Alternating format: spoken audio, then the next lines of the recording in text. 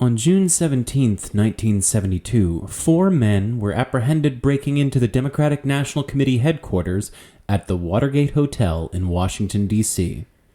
Thus began an epic saga culminating in the most significant presidential scandal in American history. Slush funds, cover-ups, dirty tricks, and a high-level top-secret source named after a sex act came to epitomize the era as the rapt public watched the lunacy unfold on the daily news.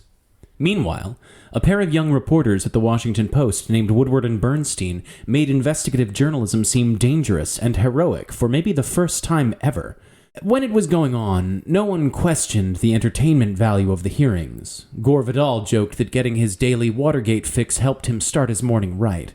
And yet, when All the President's Men, the film version based on Woodward and Bernstein's book, came just 4 years after the break-in, and less than 2 years after Nixon's resignation, there was always the possibility the public would already be bored of the tale, or that the combination of political thriller, newsroom drama, and buddy flick wouldn't cohere. Little did anyone know that not only would this be the first of approximately a gajillion movies and TV shows retelling the story of Watergate, but that the movie's deliciously paranoid tone essentially birthed an entire subgenre of legal and political thrillers, destined to be watched by dads on Saturday afternoons everywhere.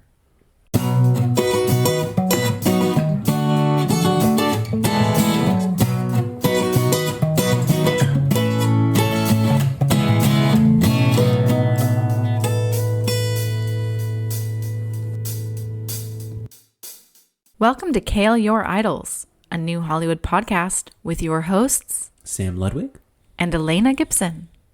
So this is a podcast about film. Primarily, we discuss movies, directors, actors, and writers known for their work during the new Hollywood era of studio filmmaking that began in 1967 with Bonnie and Clyde and The Graduate, and pretty much ended in the early 80s with One from the Heart and Heaven's Gate.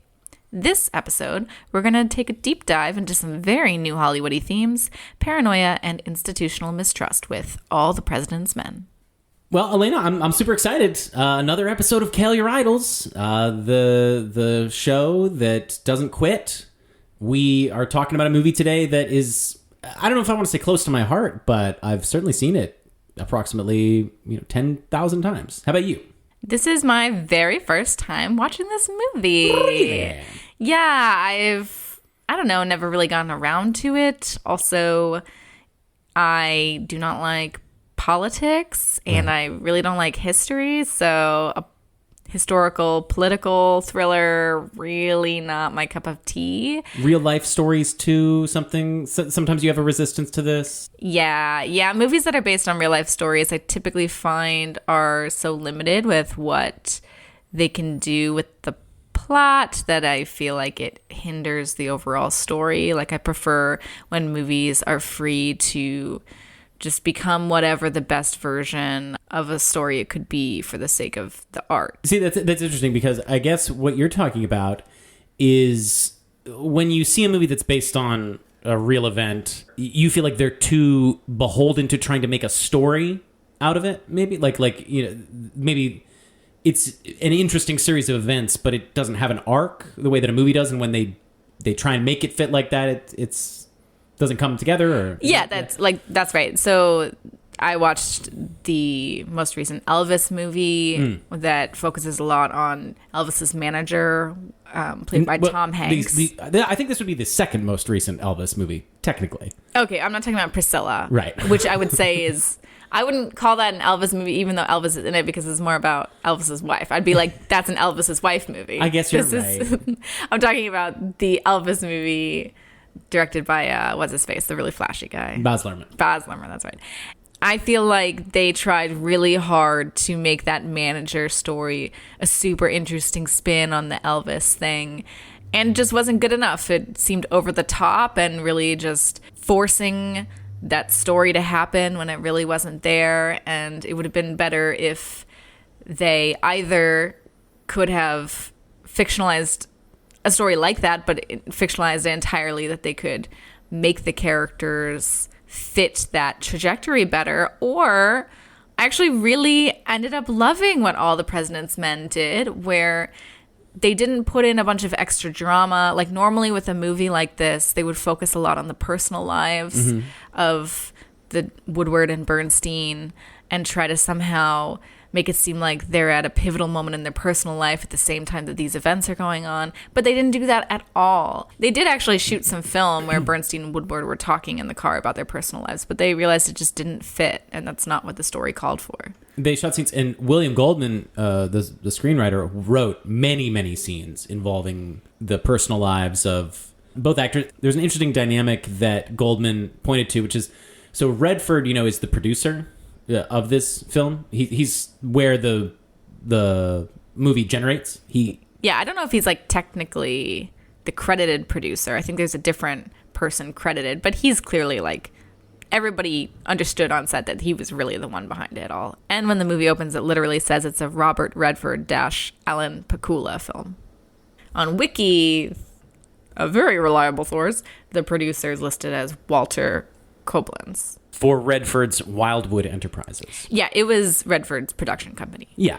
And Redford was the one, he got Goldman on board because they had a pre-existing relationship. Yeah. He also has got Pakula on board. But Goldman describes this interesting dynamic where Redford knows from the get-go. So it's a buddy movie. Yeah. Right? Like this is the pitch. So, and Redford so far has really only hit home runs in buddy movies. Butch Cassidy and the Sundance Kid, The Sting, The Way We Were is a kind of a buddy movie, even though it's also a romance, but it's a two-hander, And they knew that Redford, they needed to get a serious actor because it couldn't be Redford and then some other guy who maybe the knock against it would be Redford doesn't want to compete against this guy. So Redford knew that he had to have a real foil, and then the direction started going because Carl Bernstein, the character that Dustin Hoffman played, was famously kind of a ladies' man. And so they started having more scenes involving his personal life get put in the script. And then Redford started impressing upon Goldman. He's like, maybe we should have some Woodward personal life scenes too. And Goldman's like, Jesus Christ, this is getting horrible. And so, we'll get into the script troubles and stuff. But yeah, the path that this movie could have gone down is a much more biopic-y. Let's get the audience invested in the personal relationships and the emotional life of these people, when that's not the exciting parts of the story at all. The exciting parts of the story are when they're writing down facts and figures on legal pads and trying to memorize 1,000 names and arguing over what check was deposited in what account. That's the exciting part. Weirdly, I feel like the magic of the movie is you're watching it and you realize that the scenes you're watching should not be entertaining because they're dealing so much with all of this really specific minutia, and yet you are just so entertained. You just find it so interesting. And as I was watching it, I thought to myself, oh my God, I can't believe I'm enjoying this given what I'm looking at. Well, that's the question. It's like you said, you feel like movies, movies that are based on real events, there's a struggle to try and gin up enthusiasm for the source material. But this movie just presents the facts. And I guess it's about reporters, so you sort of want to have, that's part of the effect you're going for, is a flat reportorial style too. But the thing is that if it was just listing the facts of the case, that wouldn't be interesting. What makes it interesting is the acting between Redford and Hoffman, the blocking of the scenes, and the way the scenes look, the way they're shot by the cinematographer, Gordon Willis. Yeah. You ever heard of him? Not before this episode. This is our first Gordon Willis appearance. Yeah, but I probably should have heard of him because he... most famous cinematographer of all time. Yeah, known as the Prince of Darkness, yes. Cinematographer for things such as The Godfather trilogy, Annie Hall, Manhattan, a bunch of Woody Allen movies. Yeah. He did a number of impressive things. We'll talk about him. We'll probably do an episode on him specifically at some point. Yeah, there's a lot of people that we got to talk about, a lot of stuff to unpack. But I want to kind of drill down and focus here on this thing that we're getting at, which is the realism of the film. Yeah. Apparently this was a big thing they were going for.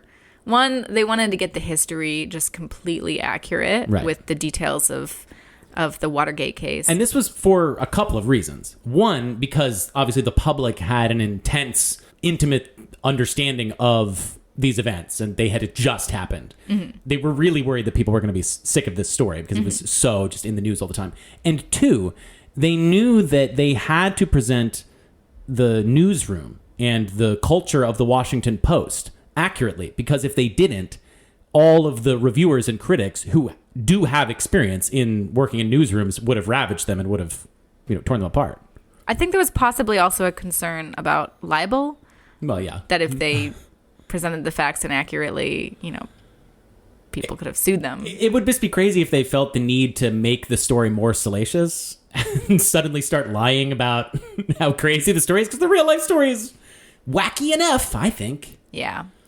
But so this authenticity thing, yeah, I see why they went to great details to get all the details of the Watergate story correct. I feel like they went a little bit overboard with the authenticity of the newsroom, for example. Interesting. Go on. So they spent $200,000 to build an exact replica, basically, of the newsroom, and they shipped, I think it was like 200 gallons of trash, essentially, from the Washington Post. Oh, that's so great. Wait, trash? They got trash from the actual Washington Post? Yeah, they had the Washington Post send them cartons and cartons of just like papers and newspaper clippings and things like that they didn't need, to use that to fill up the trash cans next to the desks that they built. So they shipped all that just to fill their trash cans with authentic trash.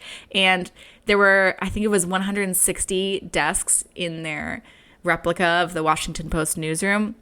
They wanted every single desk to be slightly different to reflect the different personalities of different people who would work there. And so they decided the best way to do that is to take pictures of all the desks in the Washington Post and try to replicate them for their actual replica. And they used, really interestingly, they used actual fluorescent lights overhead, which is something that they usually never do in film, because that much light can make the image look really flat. Yeah. And people typically don't do that.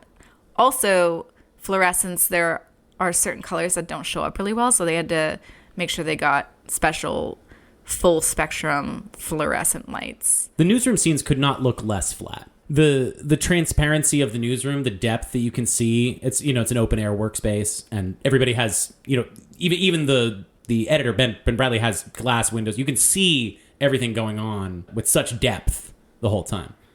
I do love the look of the newsroom. I love the way the lights look. It gives it this geometric kind of feel. I like that I love it when the camera's facing them so that the lights are all parallel, but I also love it when it's facing on an angle and it kind of feels like it's a circular room because of the way that the lights are up above.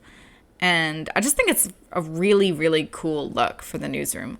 But that thing you brought up about the depth in the room, I feel like they even force it even more with those split diopter shots where... Can you explain those? Yeah, so that's when the lens is literally split in two so that you can focus two different depths at the same time. Oh, like when they've got Redford, like right up here, maybe working on the typewriter, in the background there's something on the TV. Exactly, stuff. exactly. Right. And what it results in is a line in between those two halves of the different lenses where it's blurry. But for that scene in particular that you're talking about, where Redford's in the foreground typing and making calls while in the background people are gathering around the TV to watch the news, that shot's amazing. Yeah.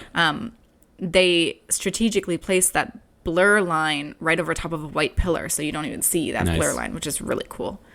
But yeah, so they even kind of force that depth even more using this cool camera technique, which is awesome. It just feels so clean and modern, and yet also obviously lived in and dirty, the newsroom, which is kind of an interesting dichotomy that they're playing with in showing the methods that the reporters use to obtain information. There is a commonly repeated maxim in reporting: seduce and betray. I didn't know that maxim. Yeah, where it's what they're doing, and you see them, they're not being fully dishonest most of the time, but sometimes they are, and sometimes literally there's the one scene where Bernstein tricks the secretary into going to the other room so he can sneak in to talk to Ned Beatty. Right. Which, by the way, I mean, we're going to go down this path at some point, but there was a version of the script that was written by Bernstein and his then girlfriend, Nora Ephron, that they presented to William Goldman, and in a very insulting move. And he says that is the one thing from their script that made it into the movie. And he said that was made up. Like, I never would have put that in. That's too Hollywood bullshit for me. But the actual person who who was the real life reporter couldn't resist adding in this fake thing that turns him into more of a cad and more dishonest. But so anyways, so the reporters, they have this noble cause, but they sometimes are bending the rules a little bit. Kind of an interesting mirror to the corruption that they're uncovering and the Nixonian philosophy about this kind of thing. Yeah. For me personally, as I'm watching it, though, even though they're clearly being honest about how sometimes they're using not so great tactics, it never seems that bad. No. But I guess that is kind of a parallel to the Watergate, because I think there's a lot of aspects about the Watergate where you can say, well, how bad is that really? Yeah, and it's like you got to get a little bit dirty to get rid of the corruption, I guess, is part of the idea. That they get a little bit tainted by this, even though the movie obviously presents them as these totally heroic guys, and it's got a venerable tone, but I don't think it shies away from maybe not painting them as warty, but painting them as just as cutthroat as the forces that they're fighting against. I think one interesting thing is the differences of the personalities of Bernstein and Woodward depicted in the movie. So Bernstein does come across that way as more cutthroat and seducing people and using maybe kind of dirtier tactics, whereas Woodward is saying things like, you don't have to tell us if you don't want to, you know, like if this isn't something you're comfortable with, like we'll just leave. And Pauline Kael, I couldn't find that much about what she thought about this movie. It seems that she didn't like it, but the one thing I did see that she said about it is she felt like the movie depicted prejudiced Jewish stereotypes. That's her phrase. Pauline Kael's Jewish, and she felt like Hoffman's character was pushy and tricked people, and that presented a negative stereotype of Jewish people, whereas Redford was always respectful. And yeah, so that's why she didn't like it. But the interesting thing, as you brought up, that Bernstein had written his own version of the script with Nora Ephron, he had way more of those scenes where he was being, as you said, a cad. Like he was being pushy, he was being a ladies' man. Yeah, Goldman's like, in this version of the script, he certainly, all the ladies really loved Bernstein. Yeah, Bernstein later said with a grin, we might have cleaned me up a little more than we cleaned up Woodward regarding how he presented himself as the ladies' man and Woodward as being boring. Stick in the mud. Yeah. Woodward later called the Bernstein-Ephron script a love note because it showcased how much Ephron loved Bernstein, that she presented him as this ladies' man, which I think is pretty cute. It is cute. I mean, we're probably not going to have much other reason to get into the Bernstein-Ephron romance and story told memorably in Mike Nichols' Heartburn, an adaptation of Ephron's book detailing their relationship and ultimately divorce and the scandalous affair that broke them up, where Bernstein, I think it was like he was with the French ambassador's daughter or something. It was like, because it's Bernstein and Ephron, these huge literary figures. I mean, they were a famous couple, and then it's like the French ambassador's daughter. It's quite a juicy story. As I said, they made a movie. Mike Nichols made a movie about it. Sorry, Meryl Streep and Jack Nicholson. I'd watch that. It's okay. It's not quite as good as you'd want it to be. It does. Oh, and of course, Mandy Patinkin. This is one of the all-time, along with Back to the Future, one of the most famous recastings ever. Mandy Patinkin was cast as the Carl Bernstein character, and Nichols fired him after 2 days and replaced him with Nicholson. A movie that doesn't have that much to recommend it, I would say. It's okay. Jack is pretty good in it. Meryl's good. But Jack does sing, I think, the entirety of the soliloquy from Carousel a cappella in that movie. So that is certainly a sight to see. That's definitely the ninth wonder of the world right there. Maybe that is the part that was originally written for Patinkin. Well, no, that would have been so weird if he did, because it's Jack singing it, and he's just singing it boisterously and giving it his all. But anytime Mandy Patinkin, he often plays characters in movies and TV shows that have to sing, and it's crazy when it happens because he has obviously a beautiful voice, or a very well-trained voice, I'll say, to be diplomatic, but his voice is also extremely distinctive, and it doesn't sound like any instrument ever invented by mankind. So there's this episode of Dead Like Me, a show where he plays one of a set of Grim Reapers, and they finally show the flashback to how he died when he was alive, and he's like singing to his little daughter, and he like sings like this lullaby, and you're presented with this vision of like, what if like Mandy Patinkin was singing a lullaby to me every night? And he's like, my little girl, and it's like, if that was like your lullaby, and he's like intensely staring at you, it would be something. I would love that. I guess you would love it, and if you didn't know anything else, I guess he has a lullaby-esque voice. Totally. And I feel like people's own personal experiences with family members that sing to them, I don't know. I feel like those family members could sing a little weird because they're in the privacy of their own home. I sing weird to the kiddies all the time. I'm not a good singer like Mandy Patinkin, but I put my own little operatic spin on it. But it's like funny when people are good singers. It's, of course, there's the wonderful joke in Love Actually when the driver turns out to be a good singer.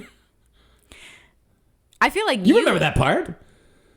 No. You don't remember the part when they're doing carols and Hugh Grant's like, they sing, and then the driver, right. Yeah. He's got this really deep voice. It's funny. It is funny. It's a funny bit. But I thought you typically don't like when good singers reveal themselves as good singers. I don't.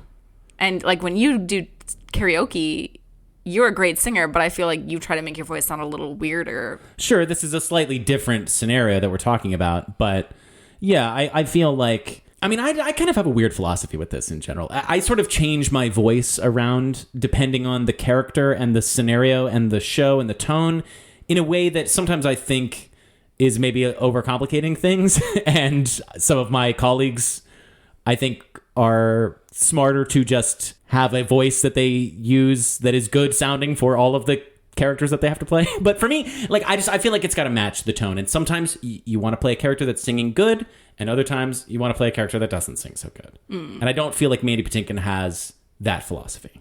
We are just going on down such a rabbit hole. I can like tracing back the thread of how we got here. Yeah. Okay. So we're talking Nora Ephron and Carl Bernstein because of Heartburn and because of Jack singing Soliloquy. Okay. And yeah, so they were this big literary couple.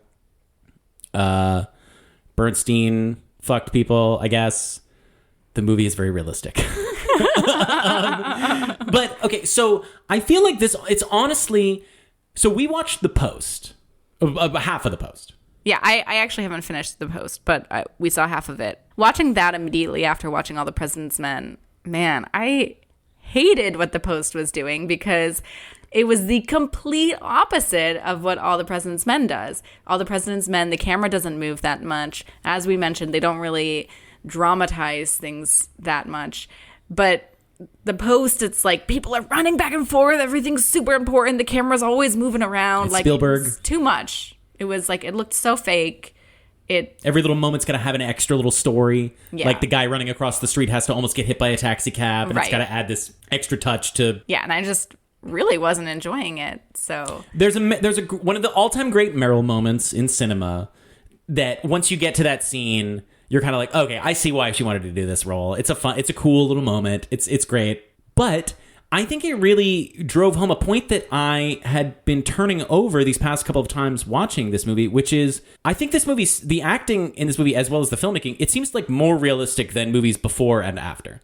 Yeah. There's something about this performance style and this the lighting and the script that it honestly, it's one of the most realistic movies I've ever seen. And you would I feel like acting has trended more and more realistic and more subtle in a way that is kind of annoying sometimes to me in modern movies. Yeah, I think you've said this before on the podcast. Perhaps. You kind of liked when people back in the day had more of a weirder acting style. Yeah, well, there's something about it that this movie, obviously, it has a lot of, it embraces the rough edges.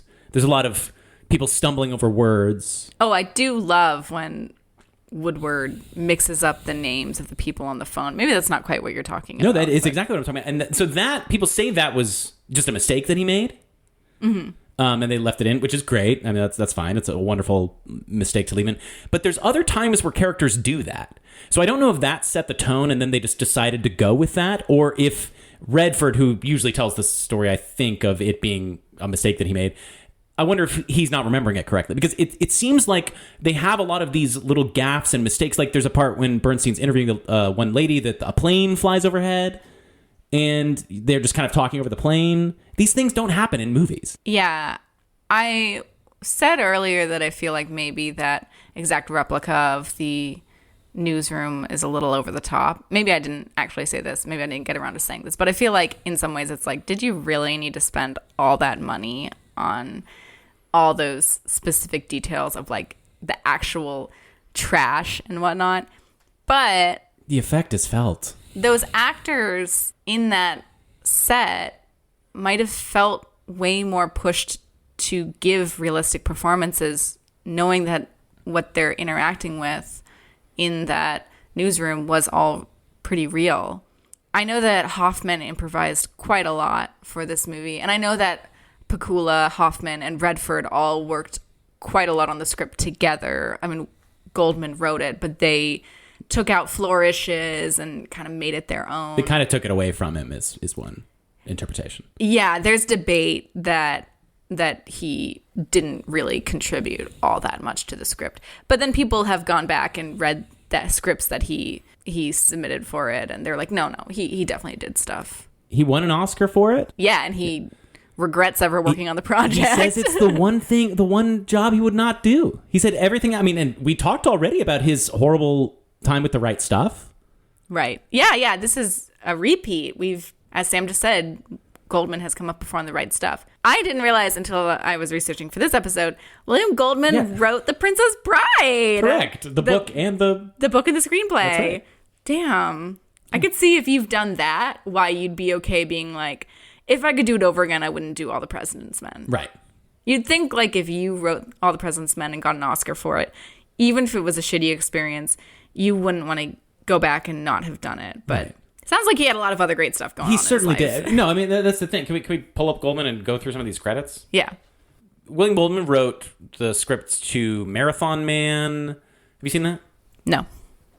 Butch Cassidy and the Sundance Kid. You seen that? I have seen that, but I forget it. We will cover it on the podcast. Of course, we'll cover it. It's never really been my movie. I'm a much more of the Sting person. I feel like everybody, Butch Cassidy and the Sundance Kid is much more highly regarded, I think, in every way, but it's never been one that's really grabbed me. But obviously, it's a huge one. The Stepford Wives. I think I've seen that. You should. You'd fucking love it. I mean, we'll definitely cover that movie. The Princess Bride, Misery, Chaplin, The General's Daughter. Is that one bad? Yeah, it's not great. But yeah, and he's consulted on tons of things. He consulted on Good Will Hunting. A lot of people, there's a story that he actually wrote the script. He denies this, and so does Kevin Smith, who produced the movie. But a lot of people believe that Matt and Ben did not actually write Good Will Hunting, and that it was a William Goldman script. Kevin Smith produced that movie? Yeah, because he worked with Ben Affleck, before he blew up. Oh. In Mallrats and that stuff. Yeah, no. Kevin Smith was one of their first calls. But he's got a script doctor. He has $1 million on credit. He's worked on tons of things. But he can afford to say, that one of my top level accolades I could do without. Yeah. Even if Pakula, Hoffman, and Redford changed a lot of the script, everybody seems to agree that Goldman's main contribution, which was a very important contribution, is knowing when to end the Watergate story for the movie. It's a stroke of subtle genius. Like, you kind of don't... I didn't really realize how brilliant it was until it sort of had it explained to me. But yeah, what did you think of the ending? Because this was your first time watching this. This was your first time watching the movie. Like, what were your impressions of how the movie was working and everything? Yeah. So not only was this my first time watching the movie, but I also knew basically nothing about Watergate before this because I hate history. Sam definitely tried to explain Watergate to me before, but it just immediately left my brain. You get this look on your face when I try to explain these things sometimes that it's it's more or less looks like hatred, I have to say. I thought it looked like my eyes just glaze over. No. You look very upset with me for trying to talk to you in those moments. I just don't want to hear about history. It's so combination- boring. It's like you get instantly sleepy and yet enraged, like enlivened with rage, and yet also like you look like you're about to die. I'm not actually mad or enraged. I just don't want to be listening. But you get this look. You do get that look. Well, I'm sorry. It's quite all right. It's fine. It's a nice, I don't ever find myself going on and on in these scenarios too much. Well, I'm sure I do sometimes, but I'm kind of an open book in terms of my facial expressions. Yeah. So I wish I wasn't, but it just is what it is. So my experience watching this movie... what was do your face when you're watching this movie? I expected to be really bored while watching it, but like I said, it was great. I had a great time. I really enjoyed it. And the movie did such a good job. So I had assumed that I would be really lost in this movie because I didn't know anything about Watergate. And I had assumed they had made this movie knowing that the audience at the time was very familiar with all the details. But they still presented it step by step, unfolding from the very beginning in a way that it just completely explained Watergate to me in a way that I could understand very easily. So that was awesome. But then the ending happened, and I was like, oh shit, now I don't know what happens at the end to Watergate. Like, I know that Nixon resigns, but they like quickly flash up those news article titles. Yeah. And yeah, that wasn't enough to really solidify it in my head. So I feel like I have a really good understanding now of Watergate based on their story, but there's a huge gap in between where the movie ends and Nixon's resignation that I just don't know about. An 18-minute gap, some might say. You don't even know what I'm talking about. I kind of know what you're talking about. Okay, yeah. There's like Sorry. tapes. The Nixon tapes. I know some things, okay? No, there's a lot of not... great stuff that this movie leaves out that can be told later on in other portrayals of the story. You know, there's Oliver Stone's Nixon. We watched Dick, the movie Dick, with Kirsten Dunst and Michelle Williams. Yeah, like Watergate through the perspective of two ditzy girls who somehow get wrapped up in it. Right, and that was a movie. The joke of that movie is, of course, nobody at that point knew who Deep Throat was. So it sparked the imagination to say, what if Deep Throat was pair of ditzy girls? Can we go on a Deep Throat tangent? Oh, for we'll go deep on that. Yeah. I just want to speculate a little bit about what the personality of Deep Throat, who is now known as Mark Felt. Yes, it's been revealed. I want to speculate a little bit about like what kind of guy he was. Mm-hmm. Because if those conversations are accurate that they showed in All of the President's Men, I mean, obviously those scenes are the most stylized, over-the-top scenes of the whole movie. In my opinion, a little silly. Really? Yeah. Oh, they're so fun. That's where Gordon Willis is really doing his thing, too, because he's got the only thing visible is the eyes and the cigarette. Yeah, the Prince of Darkness stuff really comes into play in those scenes for sure. It seems very over the top to me. It's what happened. And so the fact that that's what happened, that Deep Throat was like, I can only give you clues. Like, I can only confirm. I can't tell you anything. Like, that dude must have fucking loved drama. Clearly. Yeah, you're the was he the deputy head of the FBI, right? He was like the second in command at the FBI? Oh, I don't know. I just know he was potentially angry that he got passed over for head of the FBI, and that some people speculate that's why he leaked the information, is because he was just wanted to get back at Nixon. Well, that's cool. I mean, I think that's I think that's as good a reason as any. No, it's not. It's not? People said within the FBI that Felt was actually like pretty resistant to change and just liked things to be the way they were. And yeah, I don't think he was standing in the way of the progress of the Nixon administration. No, I think he's standing in the way of progress of just actual progress. I don't know what the FBI was trying to reform at the time. So you're anti-Deep Throat. Yes, I am. You don't think he should have You don't think he should have told them to follow the money? Well, it just seems like he did all of that for personal gain reasons, just because he was a petty bitch. I mean, that's quite a statement to make about one of the biggest whistleblowers in history. I mean, he was just so resistant to give any of the information at all. Like, everybody else was the one who did the initial whistleblowing. He was just like, I'll confirm. Yeah. Right, like what's going on with that? Is that, I mean, sorry, we're not going to get into like the ins and outs of actual journalistic practices here, or maybe we should. I guess this is one of the great triumphs of the press in American history, right? I do appreciate how much they emphasize in the movie, and must have emphasized in real life, that they made sure to confirm any information by at least one other source. Well, yeah, okay, so let's just kind of close the loop on the Goldman thing. This is his brilliant structural invention for the screenplay, is to end the story midway through, not get into any of the hearing or the resignation or the big Haldeman and Ehrlichman and Hunt and all that stuff. He stops it at a point where they falter. Their journalistic rigor is called into question. You're talking about that moment when they accidentally misinterpret something somebody says. Hugh Sloan is the one who says it. I just remembered. It's Hugh Sloan. So they misinterpret Sloan saying that Haldeman was in control of the slush fund, yeah, named to the grand jury. Specifically, like, brought up in front of the grand jury, yeah, that kind of thing.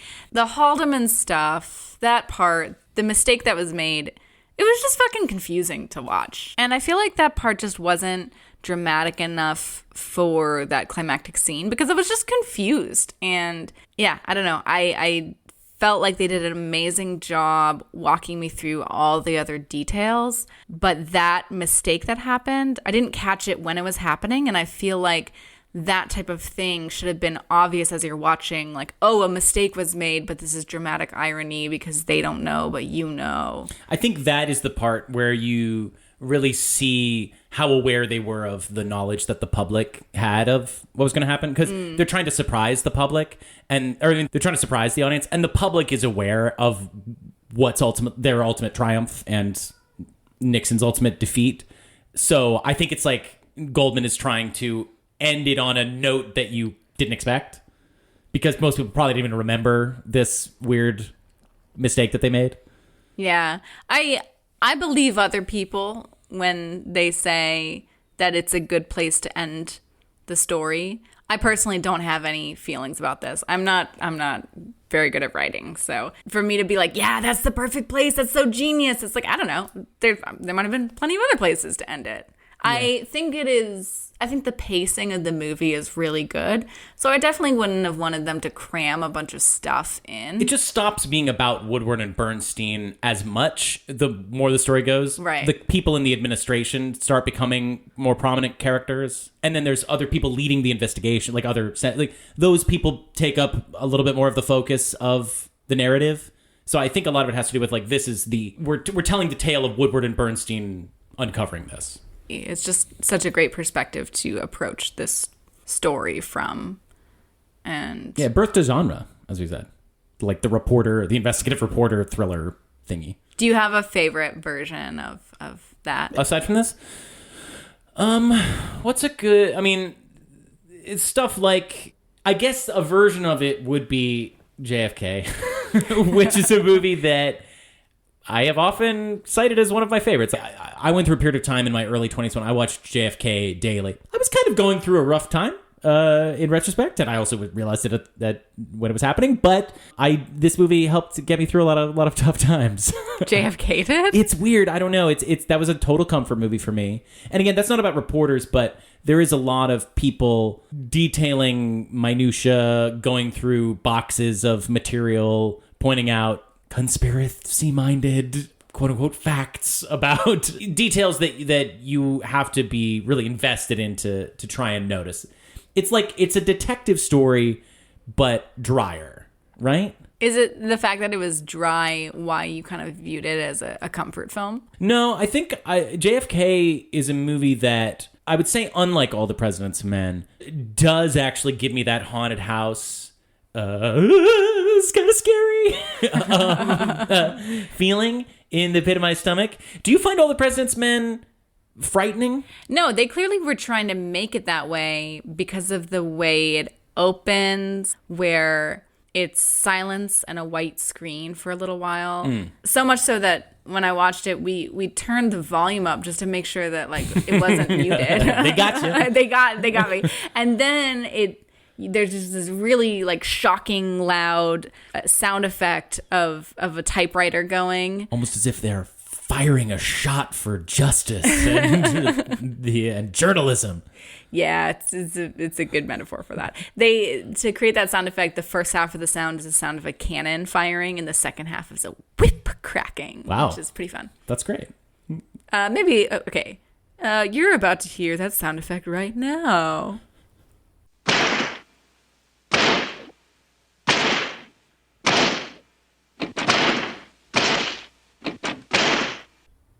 Okay, we just awkwardly paused so that later we can add that in post. Elena had an adorably creepy smile that she did off to nobody to the side during that pause. I wish you guys could have seen it. Just so you know.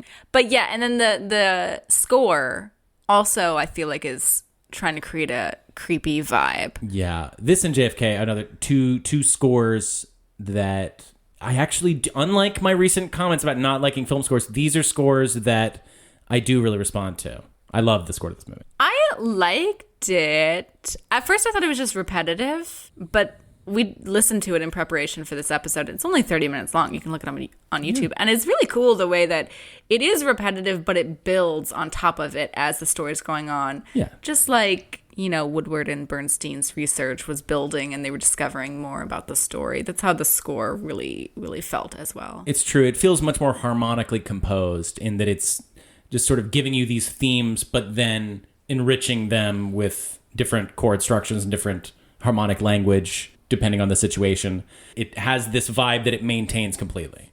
The bite of the sandwich at the beginning of the movie is the same as the bite of the sandwich at the end. Yes, you mean the score carrying through the whole time and having that consistent. And it's like the rest of the movie is like that too. Yeah. Every other element. Like the movie has the same tone the whole time.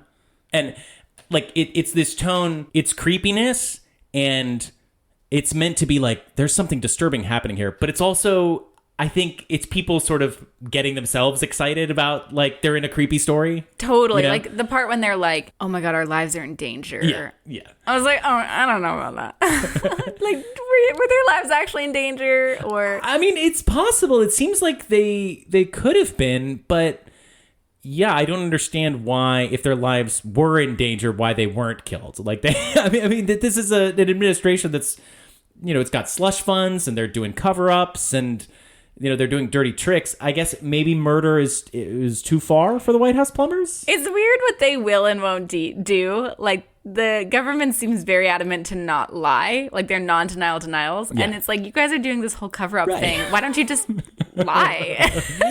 Well, no, and that's what's so fun. The superpower, because this movie is about reporters. It's showing reporting skills as a superpower.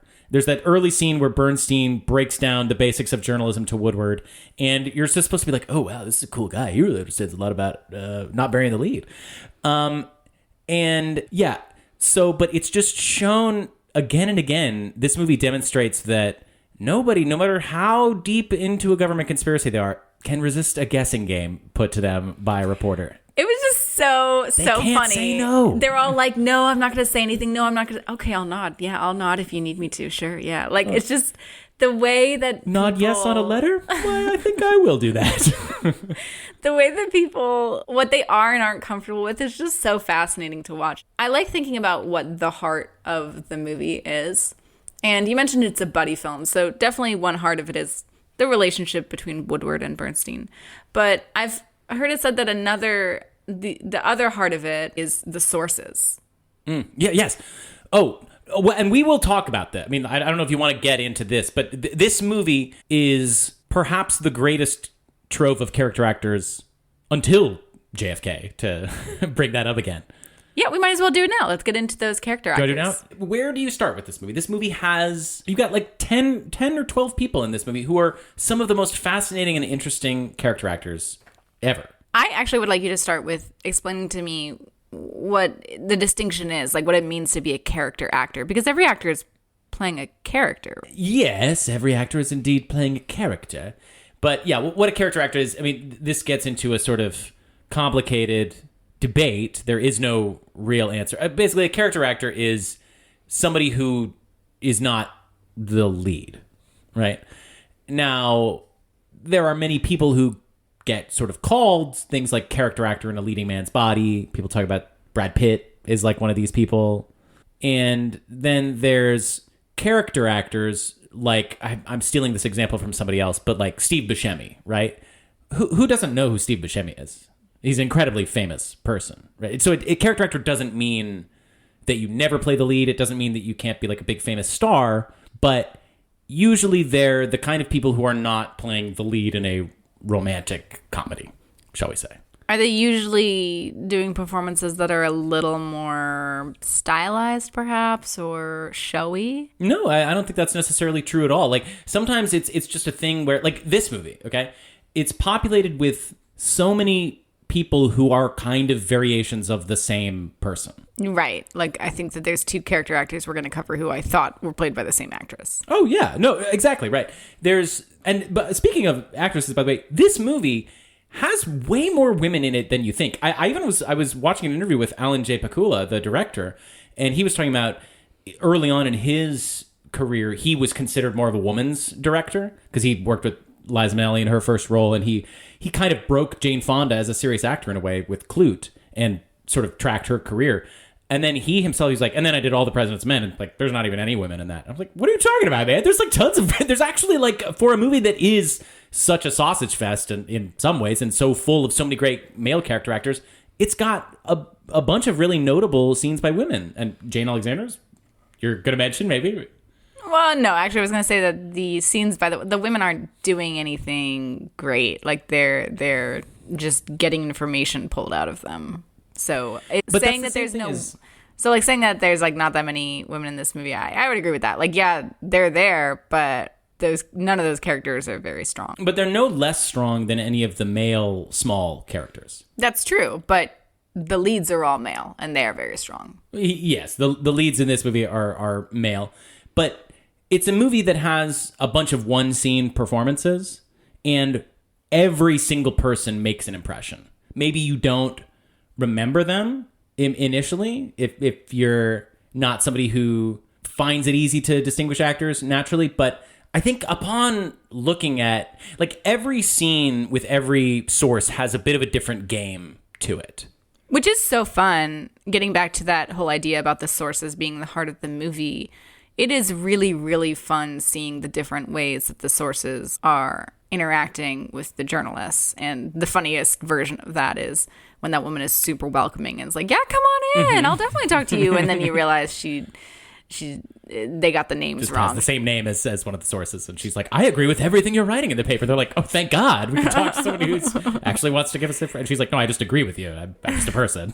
Just some rando. Yeah, right. But yeah, so the fact that all the sources they're all having the same kind of conversation with him, but it's all slightly different, and that can only be achieved through excellent acting. Well, and what I was getting at is just over the top or not over the top, stylized or not stylized. It's more just like a character actor has to have an instantly recognizable essence and a distinct vibe and feeling. Like, for example, Robert Walden, the guy who plays Donald Segretti. Segretti, just to remind myself, he's the one who was like admitted that he did all the bad, shady stuff. Yeah, his scene is so funny because he basically welcomes them in too. Like, he sees them at the door, and they're like, I'm from the Washington Post, and he's like, oh, well, it is. You could tell he's like, I've been waiting for this. I'm excited to get into this conversation. And he sort of has a smarminess to him and to his whole affect, but the smarminess actually makes him weirdly more sympathetic and relatable. Yeah, it is strange. And then he says, like, I really don't know that what we did was so wrong, or something along those lines. And you get the sense that he really believes that. Yeah, like he's not afraid. He's not afraid to admit what he did.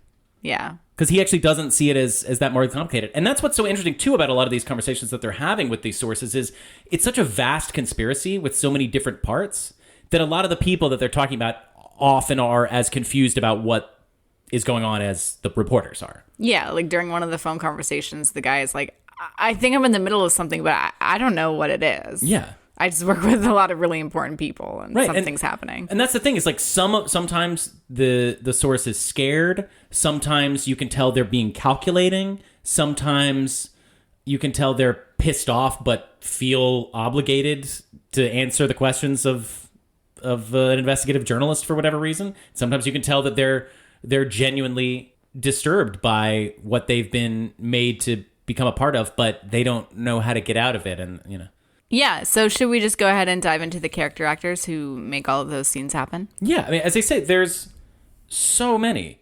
There's Robert Walden as Segretti, as I said. Marty Balsam uniting with Jack Warden from 12 Angry Men. And Balsam, of course, we covered in multiple Lumet movies. I don't remember him. You don't remember him? He's No. he's Hercule Poirot's friend on the train. Okay. He's the Italian guy in Murder on the Orient Express. Okay. He's like the friend character. Okay. And Who owns the train? yeah, he's like the owner of the train. Okay. Right. And he's the foreman of the jury in 12 Angry Men. Okay. I remember these characters. I don't remember him in playing those characters. Yeah. I don't remember what he looks like or how the role was. He looks kind of similar to Jack Warden. But anyway, so I'm just kind of listing some of the small... Penny Fuller, Valerie Curtin, who is also at least Oscar-nominated screenwriter, Stephen Collins, the disgraced dad off of Seventh Heaven, playing Hugh Sloan in a pretty good performance. But so yeah, let's work our way up of the kind of the big new Hollywood figures. Ned Beatty. He plays, what's his name? The guy in Florida who's got the cashier's checks. We just watched a clip from him in Network, which he was nominated for an Oscar for basically a one-scene performance for the same year. When you say this year, like this same year. The same year that All the President's Men came out. So he's got another one-scene performance in a big movie. He's in the same time that he's winning an Oscar for a one-scene performance. Yeah, so we just rewatched that scene just now, and it is a blast. Yeah. You guys should Google it. So what's his name again? Ned Beatty? Ned Beatty. Yeah, Google him and Network. It's a very fun scene. I highly recommend it. It was fun seeing him do such an over-the-top scene like that in Network compared to what he does in All the President's Men, where he's just like a normal guy. He plays it really well. Where you're not quite sure if he's trying to evade meeting with Bernstein because he doesn't want to give away information he shouldn't, or if he just is really busy. Like, you can't really tell, and I like that. I like that you're guessing about where the character's at. There's all these nods to the other things going on in the characters' lives in this movie. Like, he feels like he's trying to be helpful, but then Bernstein goes to talk to him, and he's giving him the brush off through his secretary. When he gets in to talk to him, he's like, no, really, I will meet with you. It's just the guy I'm working for has started a re-election campaign. I will talk to you tomorrow. And it's the same thing with Hugh Sloan. His wife's having a baby, and they're like, oh, your wife's having a baby. Oh my God, yeah, congratulations. That's so great. And the same with the guy on the phone call whose neighbor's wife has been kidnapped. There's just all of these, like, by the way, these people have a lot of other stuff going on in their lives other than just the Watergate investigation, you guys. Fun touches. But yeah, so Ned Beatty... Yeah, he's running the table in the 70s. He's in Deliverance. He's in Nashville. He's in this. He's ultimately in Superman at the end of the decade. I'm sure that there's tons of things that I'm missing. A Network, of course. This is the epitome of a character actor. This is a man who never played the lead in a movie, but he had an extremely prolific career. I really admire actors like that. That I feel like if you're like, I am a character actor, then you must not have a huge ego, but you enjoy acting and you enjoy being in movies and you love the work. I think that's really cool. Character actors often tend to have like a really long career because they're not really as a chance of them being a flash in the pan. Some character actors get hot sometimes. Okay. Anyways, you want to move on to another person? Yeah, give me another one. Let's move on. Okay, let's do another one. Okay. So we just rewatched a couple of scenes from the movie. So the arresting officer in the opening scene, does he remind you of anybody? Well, he kind of looked like Serpico. That's the thing, right? I was like, is this the way that just like every cop undercover in the 70s just like... They're wearing bucket hats? They're wearing bucket hats. They put a vest over a pink shirt or something or other. And by the way, do you know who plays that guy? No. That's F. Murray fucking Abraham. I don't know who that is. Well, come over here and let's show you. Okay, so I just watched a clip of him in Amadeus, and It was great. Made me want to rewatch Amadeus again. Fucking love that movie. Yeah. Also made me want some chocolate. You want to try one of the nipples of Venus? They look tasty. It does look tasty. There's this whole thing in Amadeus that I didn't really remember until the last time I rewatched it, where I realized that part of the bit is Salieri is a little obsessed with food and sweets. And he is like, you can tell there's a subtle thing. It's like, this guy does not have his mind on music. He's too interested in just grabbing a cookie. That's so judgy. Like, It is. if you like sweets too much, you clearly can't be a genius composer. I know, it's a nice thing. It's this extra touch. Like, there's one part where he's accompanying somebody on the piano, and you could tell that his mind is wandering. And he's not really fully paying attention, and then one hand just sort of creeps to this bowl of cherries or something that he's got on the table, and he snags one and makes this like ooh face that's like, oh, and then he's like, oh, I'm sorry, yes, back to the accompaniment. You can tell it's a dig. It's like, you can't like food, man. That's cute. Can't like food that much, But also judgy. But that's like fat shaming. I mean, he's not fat. He's very skinny. Anyways, yeah, unrecognizable between those two roles. Yeah, his face looks so long in Amadeus, but then that bucket hat just totally masks it. Well, that's true. He's just in deep undercover, so you really couldn't recognize it. Right. But yeah, so this is an example of a guy who, yes, like, is Murray Abraham a character actor, right? He is obviously a skilled enough actor and had enough of a break playing Salieri and Amadeus. That's such a classic role that's a person that gets elevated to the kind of actor that I guess you get to play King Lear and stuff, and the kind of person that you would trust with a certain kind of complex leading man role. Yeah. Okay. You've sold me on him. Next. Well, John McMartin? Okay, you'll have to remind me what role he plays in this movie and then what else I've seen him in. I don't even know if you've seen him in anything else. This was by far the most notable film role I've ever seen him do. The one naysaying voice in their budget meetings, the one who doesn't believe the story. Who works at the Washington Post. Who works at the Washington Post, right.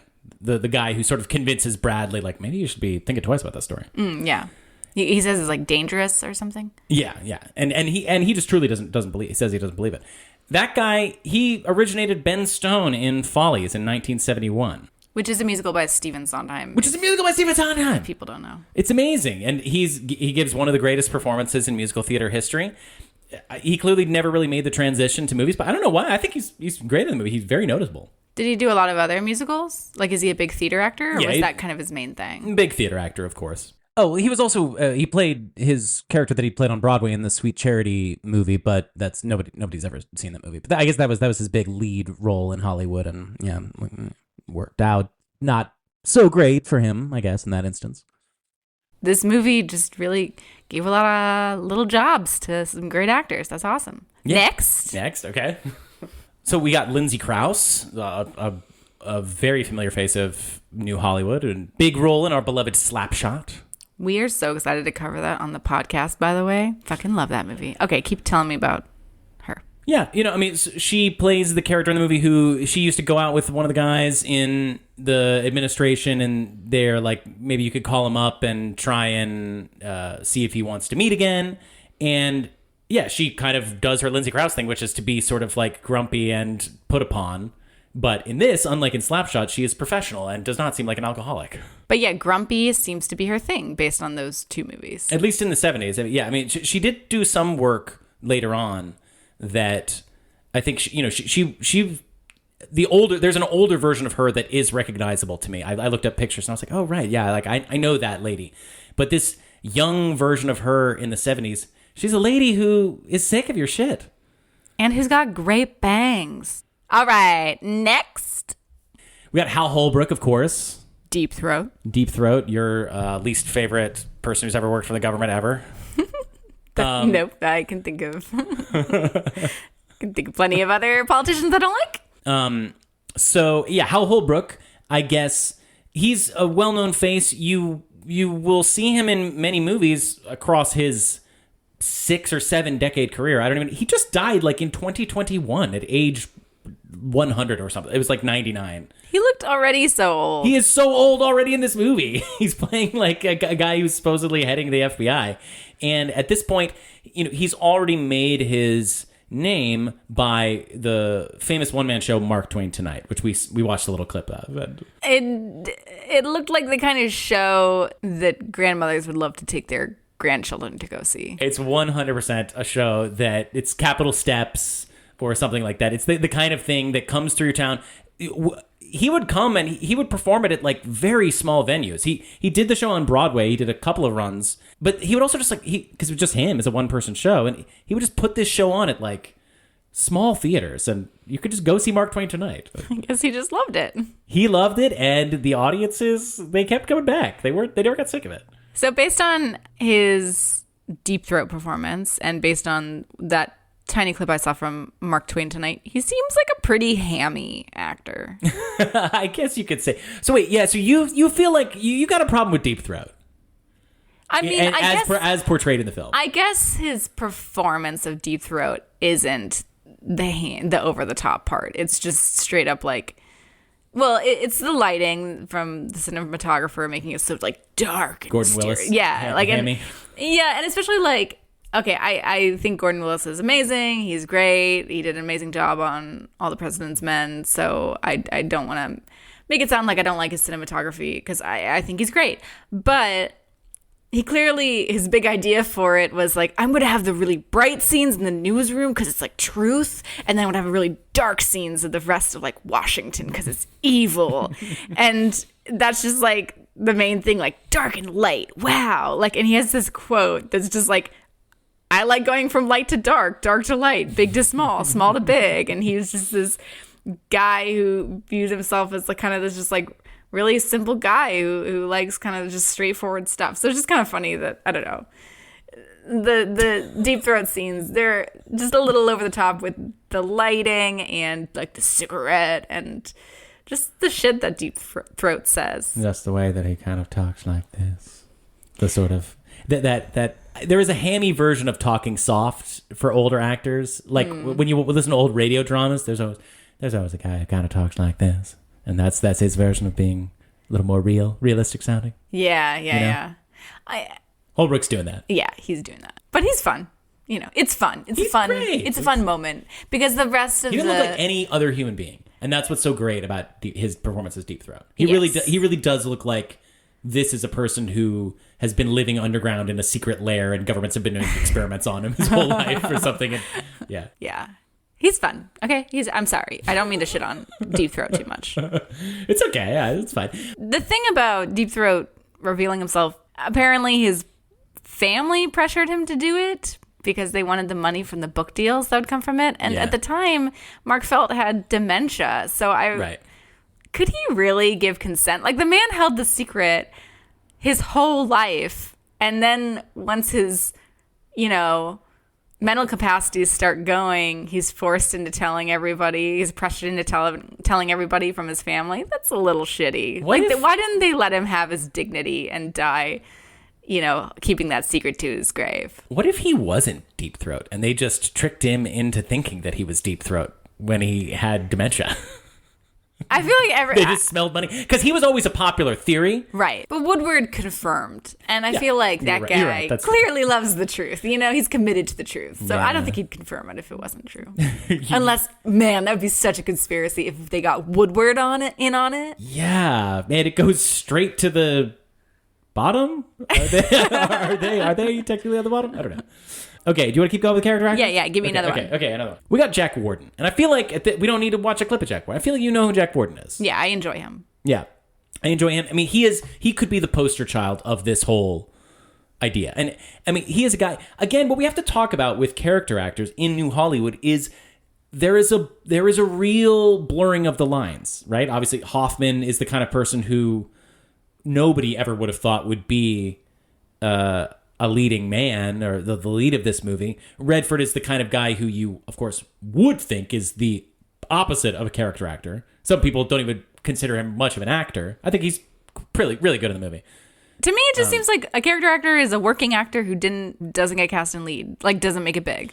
I guess there's something about it where it's like you have a particular energy, but your energy is malleable enough to fit in different contexts. Whereas if you have a star persona, I think it's a little bit more rigid, and you have to really figure out how to make audiences accept you sometimes in different roles.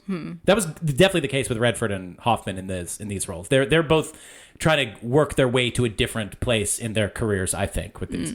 But so back to Jack Warden. Yeah, Jack Warden. I mean, this is a guy. He worked forever. He'd been around. Everybody, you love to see him. He's in 12 Angry Men. He's classic Twilight Zone episodes. He's plays a cop on various TV shows. And then in the 70s, all of a sudden, people start wanting to have him because he's like this old guy. He's one of those people who looks like an old guy when he's young. He looks old in 12 Angry Men. And I guess in this movie, there's a certain amount of like authority figures that are maybe your friend, but you want to impress them.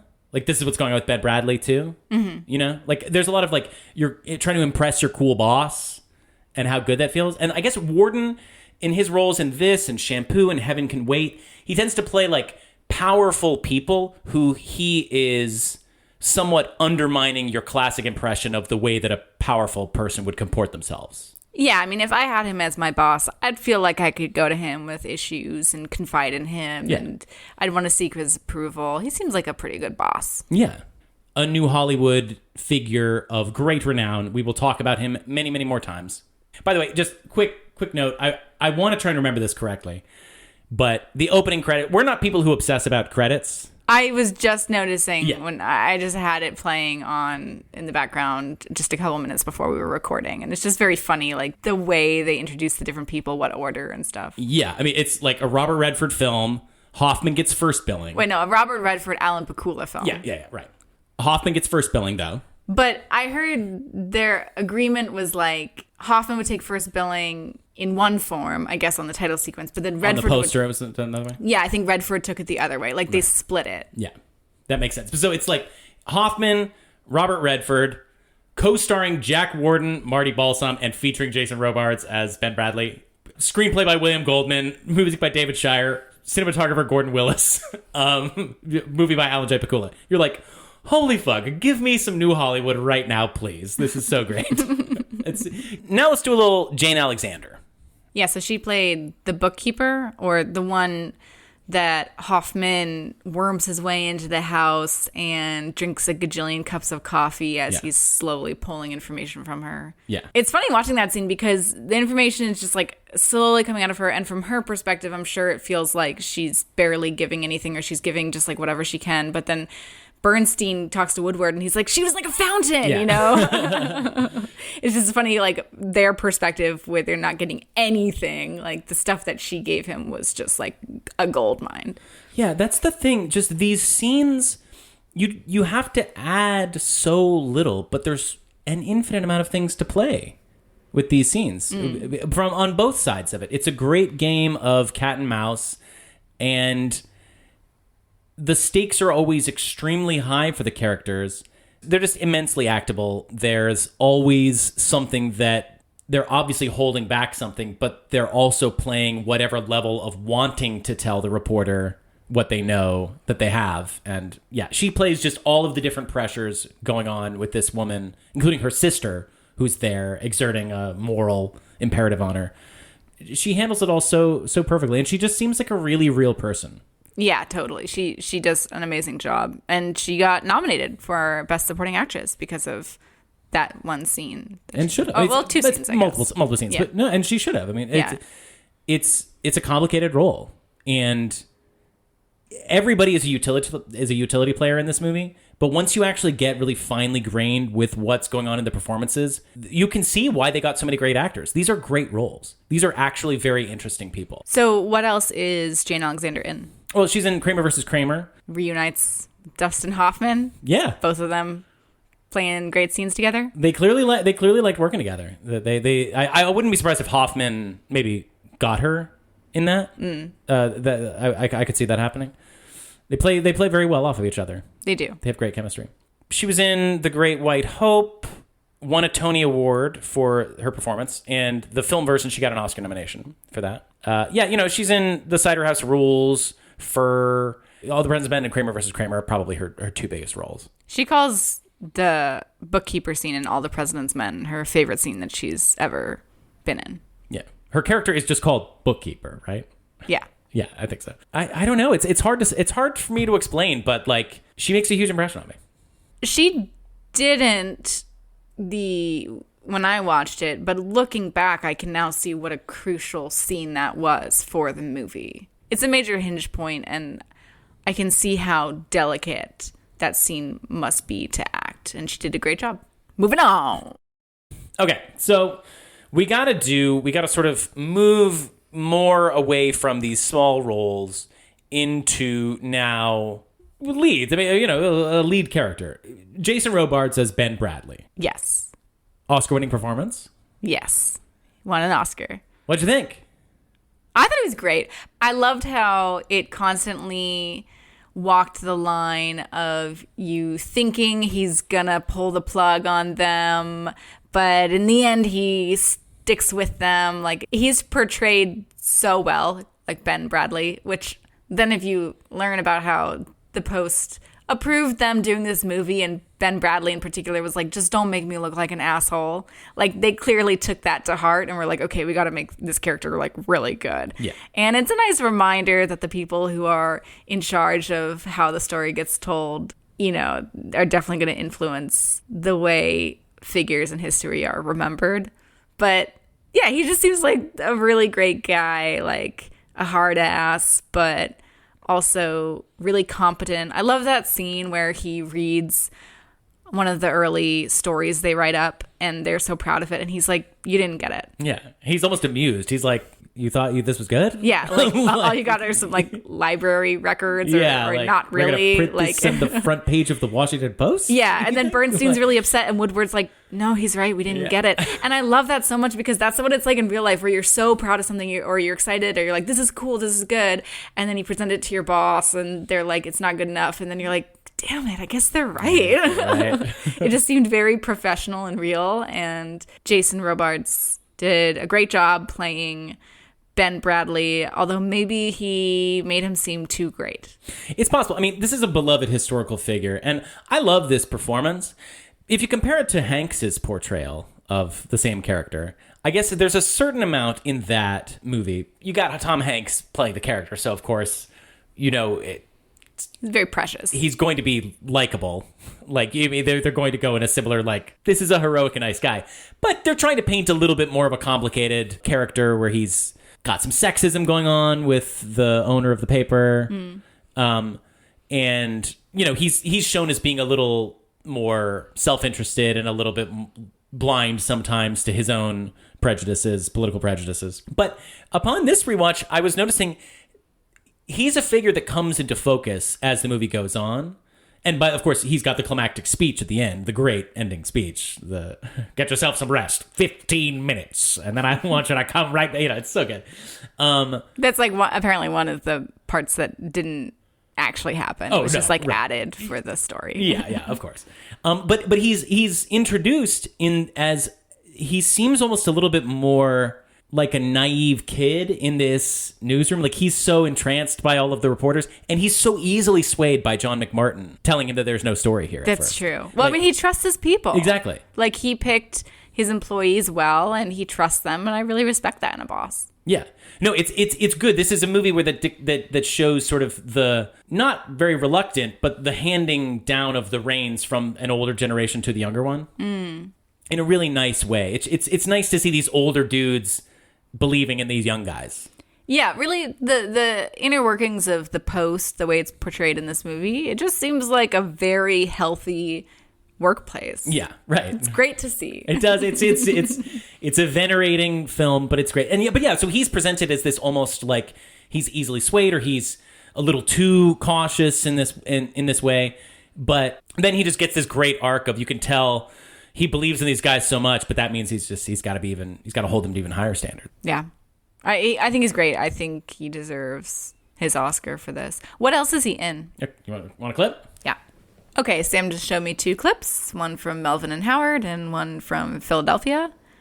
And my conclusion is that he's a very actor-y actor. Like, in Melvin and Howard, he's playing a drunkard, and it's like he looks like an actor dressed up like a drunkard. That's true. That is he looks like Beetlejuice. He does. in that movie. But his face is just such a distinguished face, and his voice is so specific and actor-y that I didn't believe him as a drunkard at all in Melvin and Howard. But I do think he's a great actor otherwise. He's a brilliant actor. He is one of the coolest things about Jason Robards for me is so obviously he's one of these people who his father was in the business, but he enlisted in the Navy in World War II. He's one of these actors who just you can find on his Wikipedia page an extensive telling of his Navy career. He was at some insane historical battles. He was much decorated. He did a lot of impressive heroic stuff. That's awesome. In World War II. That reminds me of our Le Point Court episode when we discovered that the main actress in that movie is a fucking war hero. Totally. But actors did this. I mean, there was a pipeline. There a lot of actors got their start being actors in the Army, like in USO shows. Just like White Christmas. Yeah. No, it is. I mean, that movie's very accurate in some ways, I guess. Sam is just so resentful to have to talk about White Christmas on the podcast. No. I'm not resentful. Let's talk about White Christmas if you want. I'm sick of that fucking movie. You've made me watch it too many times at this point. Look, it's a family tradition. We watch it every year. I fucking love that movie. It's not a movie that needs to be watched every year. It is really good. Anyways. It's okay. But so Robards, he fell in love. He got a copy of, I can't remember which Eugene O'Neill play it was, but it might have been Touch of the Poet. But so he fell in love with Eugene O'Neill. And so this is what I love. So Robards had an amazing career in film. He won, multiple Oscars, many Oscar nominations, but he is perhaps most famous for being like the Eugene O'Neill performer of the 20th century. Like he is sort of the carrier of the flame of Eugene O'Neill. He played Hickey in The Iceman Cometh, but he wasn't in the original production. The original production of Iceman Cometh, everyone was like, this play sucks. But most people were like, it's because the guy playing Hickey is not good. And Robards played it in the next production, and everyone was like, okay, this is a masterpiece. Like, he made that play great. I can't believe we've now mentioned The Iceman Cometh a second time. Yeah. Just within the past few episodes on this podcast. And we'll mention it again and again and again. We'll do an episode on it someday. Will we? Sure. Yeah. Yes. I'm putting that flag right fucking now, Leda. We're going to do an Iceman Cometh episode. We'll do an Iceman Cometh episode before the year is out, I say. Oh, God. You heard it here on the podcast, people. This is a little unfair that I feel like you're holding a gun to my head by saying that on the podcast, because now I have to agree with you about doing that. It's January 12th, 2024. We have a whole year. You don't think you can fit in one recording of an episode about the 4-hour-long Iceman Cometh? Fine, we can do it. Yay! Oh, she said yes! Okay, so Jason Robards, yeah, in some ways perhaps the performance of the movie. This is his most famous role. Won an Oscar for it. He's great. Classic character. You gotta love Ben Bradley. Yeah, when I was reflecting about the character, the word that came to mind was beloved. Yeah, exactly. And you would mention that word too with Ben Bradley. It's great. Yeah, you want to impress him, and they do, and it's nice. Yeah. And then he yells at them, and that's nice too. It is.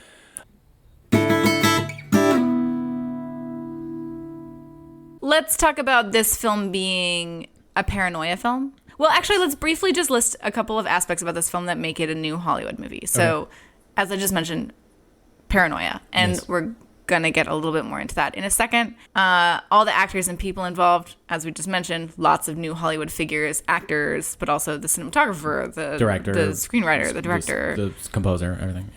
The movie's a direct reaction to the times. It's like one of the most perfect examples of how culture at the time influences the filmmaking. I mean, this was a really quick turnaround.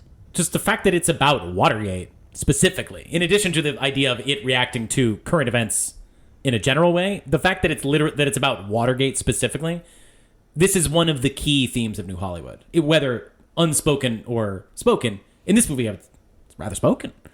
Yeah, and Redford, I mean, this was his movie, really cared a lot about this cause. Like, he reached out to Woodward and Bernstein while Watergate was happening. He was reading about all of this, and he wanted to start making a movie about it right away. Yeah. And he reached out to them before they even started writing their book. Apparently, he was the one who had suggested, like, they were just going to list the facts in the book, and he was the one who suggested describing how they got all these facts. Yes. And so they thank him in the book. So that's kind of cool that he made this movie based on their book, but he actually influenced the way the story was told in their book. Them being in the story is something that you would... I guess that does take a certain kind of Hollywood self-indulgence to tell reporters, you can do this. You can make it about you a little bit. It's part of the fun. I think it was an excellent call on Redford's end. But yeah, so the new Hollywood aspect about it reacting to the times, in particular Watergate. I mean, yeah, again, like just the increased focus on the realism and the grittiness. It's not the grittiness of an alleyway with people living in trash. It's the grittiness of an office building that has papers in it. Right. And it's also an unusual narrative because, as we mentioned before, they didn't show the personal lives of the main characters involved. They're not doing typical dramatic story arcs. They're just making these small details exciting to watch. But, all right, we mentioned paranoia films. Let's just talk about that a little bit more in the context of New Hollywood. So there were a bunch of movies made in the 70s that have paranoia themes, like Clute, 1971, Executive Action, 1973, Long Goodbye, also 73. 3 Days of the Condor. 3 Days of the Condor, Conversation, Chinatown, Parallax View, Night Moves. 2 of those, and then this movie included all by Pakula, and they're considered his paranoia trilogy. So it's Clute, Parallax View, and All the President's Men. This is paranoia trilogy. I feel like this is when the concept of paranoia became something that people knew about. It's hard to say exactly when. I guess somewhere around the time of Paranoia Strikes Deep, right? Like somewhere in 1960s. I don't know what that's. What is that song? For What It's Worth by Buffalo Springfield. Okay, Something happening here. Oh, that's a great song. Paranoia strikes deep. I guess I never listened to the lyrics. Yeah. So, like, I feel like paranoia was a real keyword of the 60s. It's all, I mean, Gravity's Rainbow, again, to bring another Gravity's Rainbow reference in here, it's all over that. That's the essence of what that book's about. Is it because of the drugs? I get that's an interesting question. And part of it is because of the drug, but no, it has to do with the beginning of this mistrust of the American government begins in the late 50s, I want to say, so the U.S. overthrew the government of Iran and installed the Shah. And this is ultimately what set the stage 20 years later for the overtake of the government by Islamist forces. And they deposed the Shah because the U.S. had put this friendly tyrant. Okay. I'm sorry. You can't be telling me history. You know the effect it has on me. My point is, we did this fucked up thing in the late 50s, and we admitted it. Or there was something where like it got exposed, and they asked Eisenhower, and he was like, "Yeah, we did that." And people were like, "What? What the? We do this?" Like, and I mean, so this was the beginning of us as a populace sort of understanding, often through the press and the help of the Fourth Estate, how fucked up government was. I think this movie plays a really interesting role within the paranoia film trend because I read this article that pointed out that this movie comes 1 year after Jaws and 1 year before Star Wars. And they say in this article that because All the President's Men, which was a hit commercially and a critical success, because despite that, it still lost to Rocky, that it kind of spelled the end for paranoia films. Yeah. Because no matter how good of a paranoia film you make, it's not going to be as big of a hit as something more commercial like Rocky, and then, you know, having the Jaws and Star Wars bookending it on either side. It kind of killed the desire to make those kinds of paranoia films in the time period. They got paranoid about paranoia films, which is such a shame. Yeah. Well, I mean, it's interesting because this movie is, like you say, it's kind of the culmination of the paranoia genre of this period. I mean, it's not the last movie to ever be about paranoia, but right, but it's certainly the conclusion of the paranoia trilogy that Pakula directed. But all of the paranoia, you know, the 3 Days of the Condor, Parallax View, these expose much larger, much more cartoonishly involved conspiracies. The conspiracy in Watergate is extremely convoluted and involved and goes in a lot of different areas, but it's all very graspable. Well, I don't know about that. Well, but I mean, like, it's not like some, like in the Parallax View, what's uncovered is like much worse in a lot of ways and much more of a kind of a fake movie conspiracy, whereas this is like a real conspiracy, right? I mean, to state the obvious. And there's a lot of times when it's really about that it is in your head, right? The paranoia that they're feeling in this movie. There's the great scene where Redford he's like just gets a weird feeling as he's coming back from a Deep Throat meeting, and so he just kind of starts like looking around, and he's like jogging, and he's like, and he like runs, and then he looks behind him, and there's nobody there. Like, he just made it up in his head. he's freaking out about this, but because it's a real thing, but it's also just what's in the air now, you know? Mm-hmm.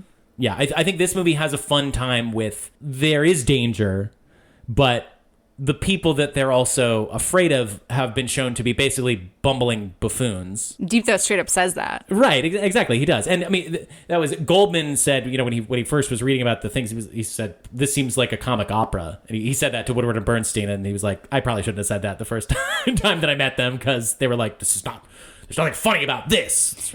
Well, I think Bernstein got really upset by that comment because he felt like saying that everybody involved was an idiot undermined his ability to uncover it all. Because then it makes it easier to discover if they're just being stupid about it. Yeah, I mean, like, come on. They did get rather lucky with with this particular story. I mean, I don't think anybody denies the fact that they happened to just sort of be there to cover this burglary and where it all led and how ineptly it was covered up and how everybody continued to make terrible decisions. It is, I can see why people found this dramatically interesting.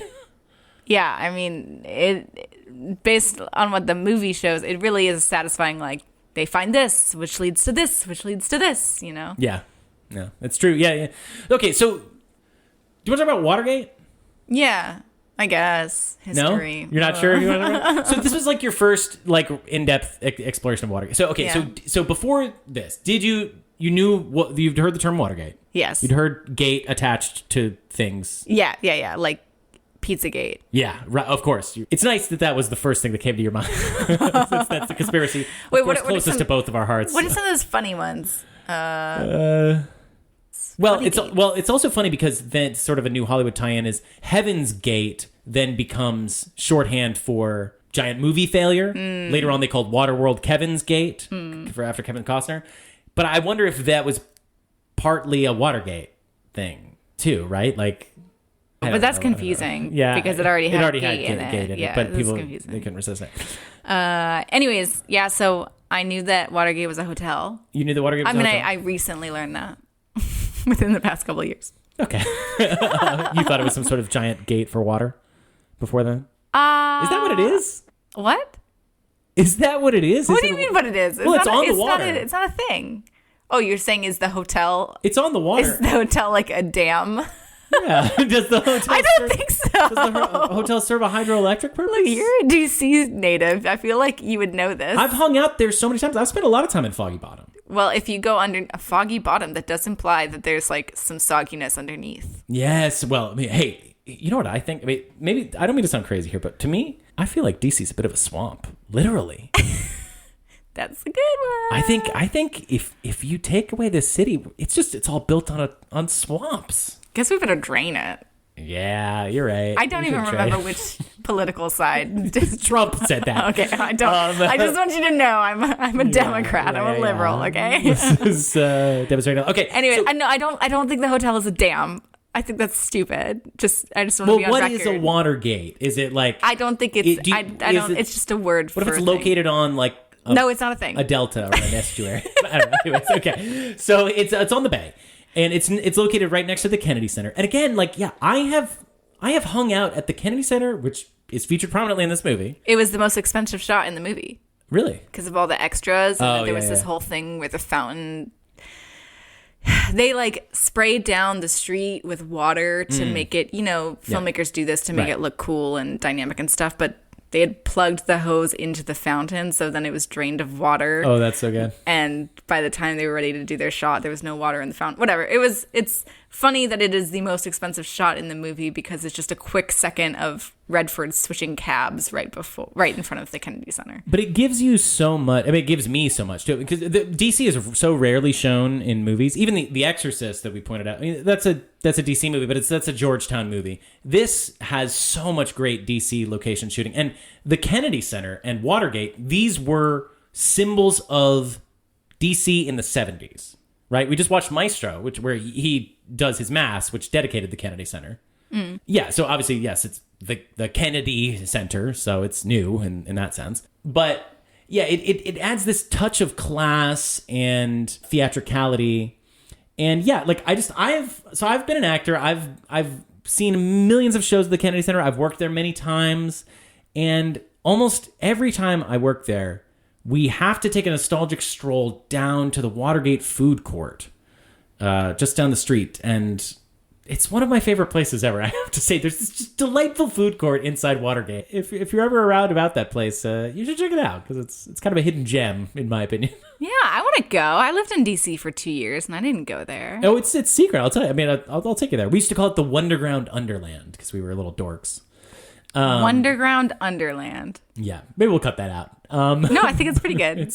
I like okay. it. It's okay. cute. So I intimately know these locations, and that makes me happy to know it as a DC person, and it really puts you in the time period and the place. Yeah, it's nice touch. I guess that's another New Hollywood aspect, like location shooting. Right. And when they couldn't film in the Washington Post, they created an exact replica. Yes. They did try to film in the Post, but apparently the secretaries and the journalists were just also flustered to have movie stars around, that it was wreaking havoc and nobody was acting normal. So they were like, we can't do this. We got to just build a set. Anyways, you were quizzing me about Watergate history. I guess. Okay, so had you heard about Deep Throat? Did you know anything about Deep Throat? Did you know he was a secret informer? Yeah, I was very confused about why he was called Deep Throat, like why there'd be this historical figure named after a sex act. That was really weird. Well, it was because there was an extremely popular movie at the time named after a sex act. So it's just in the news. But still, like, they were like in the news. They're like, Deep Throat this. Like, they must have clearly all been really happy to be able to say a porn thing in the news. Everybody must have been very pleased to like talk to their colleagues like intellectually about Watergate and be like, well, Deep Throat, blah, blah, blah, blah, blah. Like, everybody fucking just loves intellectually talking about sex. Right, and they got their deep, we called him Deep Background, and we called him Deep Throat as a joke on The Office, but it's like, how did it get in the paper then? Like, somebody had to put it deliberately in the paper. Everybody loved that nickname so much. Yeah. It really stuck because it's a sex thing. So I feel I learned about Deep Throat, the informant, before I learned about the movie Deep Throat, and definitely before I learned about the concept of deep throating. So I thought he was just called Deep Throat because like he was like trying to hide his voice, so he spoke in like a Batman voice when he was giving them this information. That's really cute. You were so innocent. I was so innocent. I only understood the depth of corruption of the government. I didn't understand anything about getting penises in your throat. I was so innocent at the time. So, Deep Throat, did you know who Woodward and Bernstein were? Probably not. Did you know that Nixon resigned? Yes. You didn't think he was impeached or anything? No, I knew that impeachment was like a Clinton-Trump thing. Okay. So did you know about like the break-in, or did you think that what they were accused of was just like stopping the water going through the gate or something? You're so cute. Yeah, I think I've heard people say Watergate break-in. So yeah. I guess so. But if somebody was like, what is Watergate? I wouldn't have an answer. I would be like, a Nixon thing. Yeah. Clearly, I just don't know stuff about Watergate. Thank God for this movie, because now I can have conversations with smart people about Watergate, and I can pretend like I know some stuff. Oh, I can't wait for that. That sounds so fun. No, I don't want to actually talk to people about Watergate. No. Okay, you're not going to listen to Slate's podcast on Watergate? Is that the slow burn one? Yeah. Yeah, I'm pretty sure you played some of that for me, and it was like literal torture. Well, maybe we'll just watch The White House Plumbers on HBO. I'm gonna put my foot down to all. Look, I've already done my Watergate due diligence from watching this movie. I'm trying to think if there's other Watergate. Like, is this the most center of the Watergate maelstrom that we'll ever get? Do I want to wring this dry vis-a-vis Watergate? Is my question. Like, is this my moment? Is this my chance to really talk about this stuff? Okay, well, you can keep talking about Watergate if you want, but it's going to turn into a one-person show from this point until you're done talking about Watergate, because I've really exhausted all I knew and currently know about Watergate. You're making me pull a Hal Holbrook over here? You want me to do a Mark Twain Tonight about Watergate? There actually was a Nixon. Philip Baker Hall did Secret Honor, which is him playing Nixon. And, God, we're not going to do that movie, I guess, because that's 80s, that's Altman. It is Altman. We could do Secret Honor, I guess. But yeah, that's kind of got a Mark Twain Tonight vibe to it. Anyways, I'm sorry. I'm really going far afield. This is turning into a one-person show. Have at it if you want. But I really don't feel like we need to feel pressure to get all of our Watergate out now. Watergate influences a lot of new Hollywood stuff. We'll talk about its themes and what it brought up and stuff. Because Watergate has everything. It's got surveillance. It's got government corruption. It's got conspiracies. It's got paranoia. Nixon is the presidential mascot for paranoia. I have a question about Nixon. So he's a Republican, right? Yes. And considered not a great dude. Are we gonna go through his policies right now? I don't want to go through. Stop. I don't want to do that. The China visit? No, I don't want to do that. But I remember being in college. I had these hipster friends, and I feel like they had a poster of Nixon, even though was he bowling? No, I don't know. I don't know what he was doing. But like they're liberal, but Nixon kind of seemed like kind of a cool hipster figure to kind of be into. Let's talk Nixon a little bit for a second. For a little bit. For a fucking second, okay? Okay. So, Nixon, not cool, really, but among the most interesting, and certainly not the worst Republican ever. Many people have pointed out there's a lot of great things that he did. He can be called the last New Deal president. He created programs such as, most famously, the Environmental Protection Agency, which seems like a rather liberal thing just on its face. But there's also this thing of Republican, he's an old school Republican, which Robert Redford, much like Bob Woodward, was as well. It's like they're conservationists, they care about nature, but they're also Republican. Robert Redford cares about Native American rights and these kinds of things. The political stances were just a little bit different in this time period before the conservative movement really took in. You're doing a valiant job of not having your eyes fully glaze over just yet. But so anyways, Nixon was a figure. He'd been around since the 50s. He was vice president in the 50s, and he lost to Kennedy in 1960. Okay? You remember, the whole debate thing? No. The TV radio versus radio thing? No. Okay, no. so really quick. No. Okay. Do we have to? Nixon lost to Kennedy. It was a close election. Kennedy kind of stole it in some ways. There was potentially some malfeasance. But so Nixon, he's been vice president, loses the election. This is typically, you're politically dead at that point, right? You're not really coming. You're Al Gore, right? Uh-huh. You're not coming back. He does one of the most successful and interesting rebrands in the history of politics. He comes out in 1968, and he is this hipster version of Nixon. He goes on Laugh-In, and he says, "Sock it to me." He has this campaign ad, which, has pictures of, like, the youth and Nixon. He learned how to smile. He learned how to maintain his image. He lost...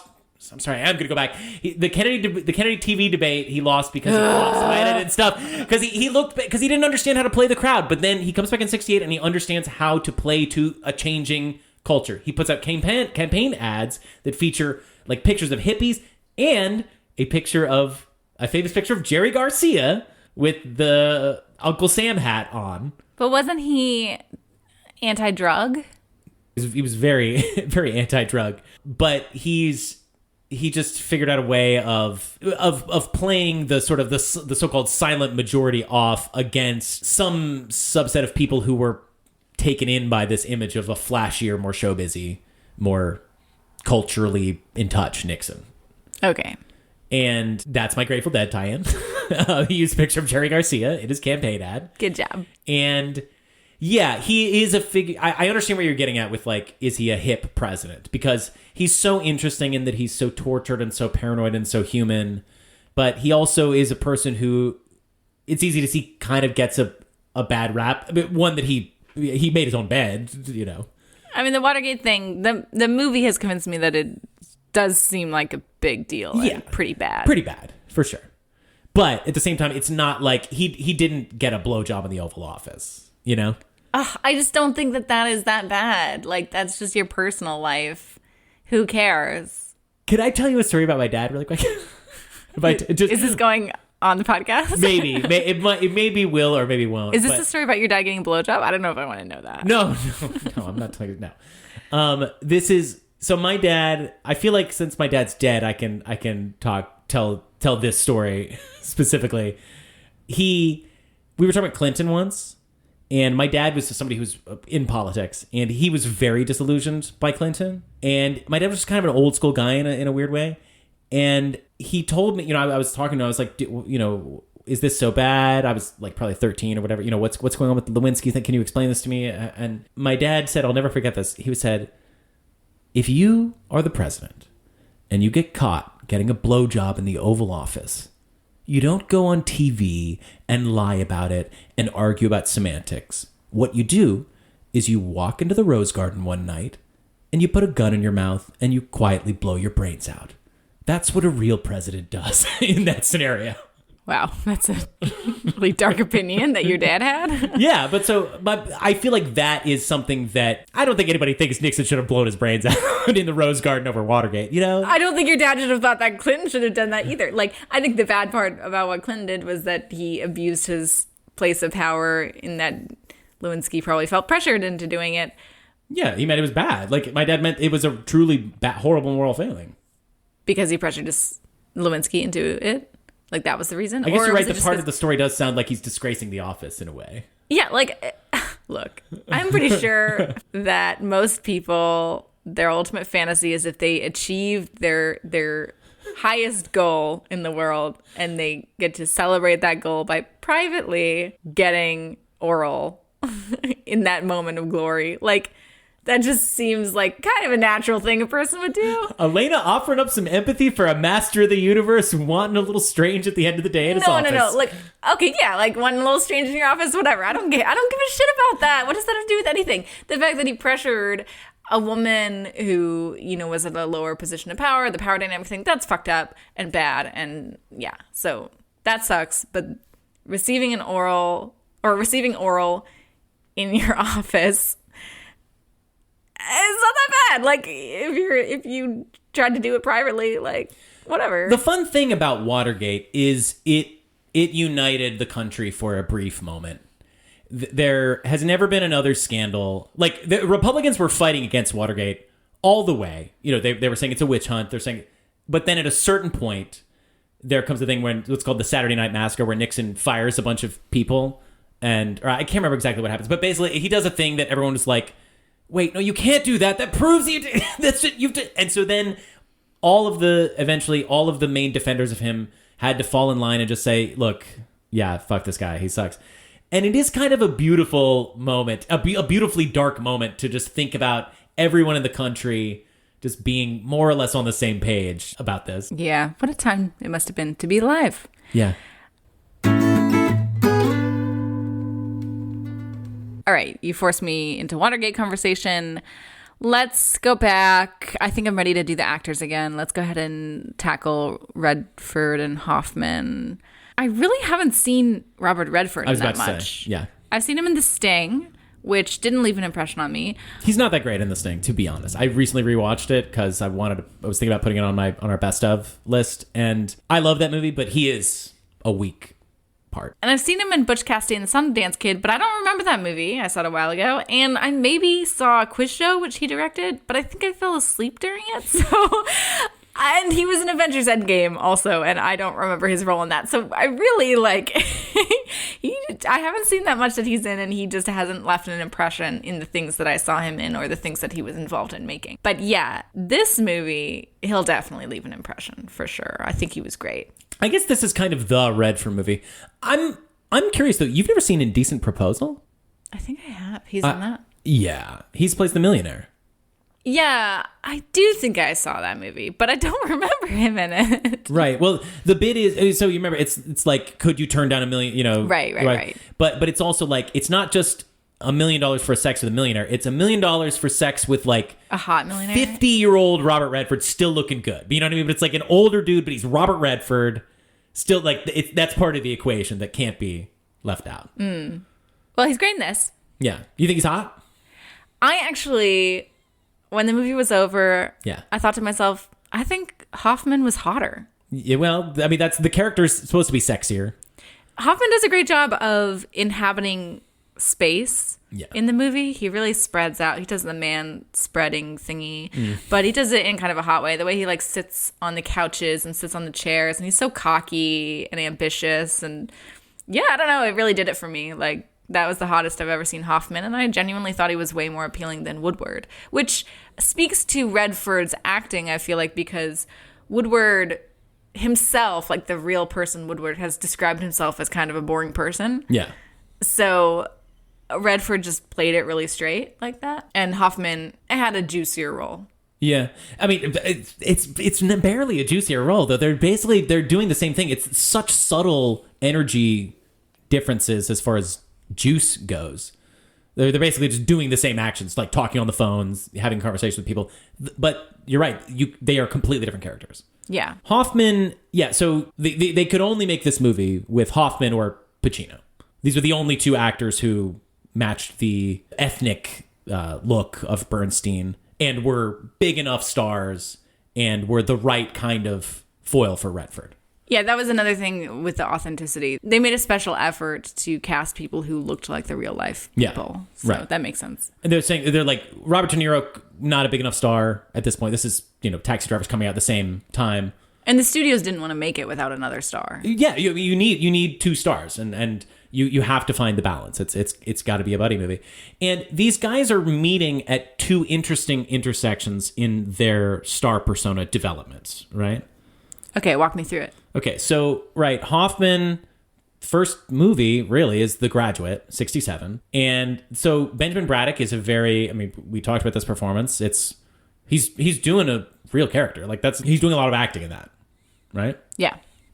Then, within just very, very shortly afterwards, he's playing Ratso Rizzo in Midnight Cowboy. Which we'll definitely talk about at some point. Which, of course, we'll talk about at some point. And that's just absolutely, that's the most over-the-top. He's got a limp. He's got a lisp. He speaks in a funny accent. He's weird. He's playing a very extreme character, right? Mm-hmm. Then Little Big Man, where he's doing this, intense age transformation. He's doing these. He's jumping at these extremely juicy roles. So this is no exception to that. This is no exception to that, but I feel like this is him transitioning into slightly more of like, can I be a little more normal guy?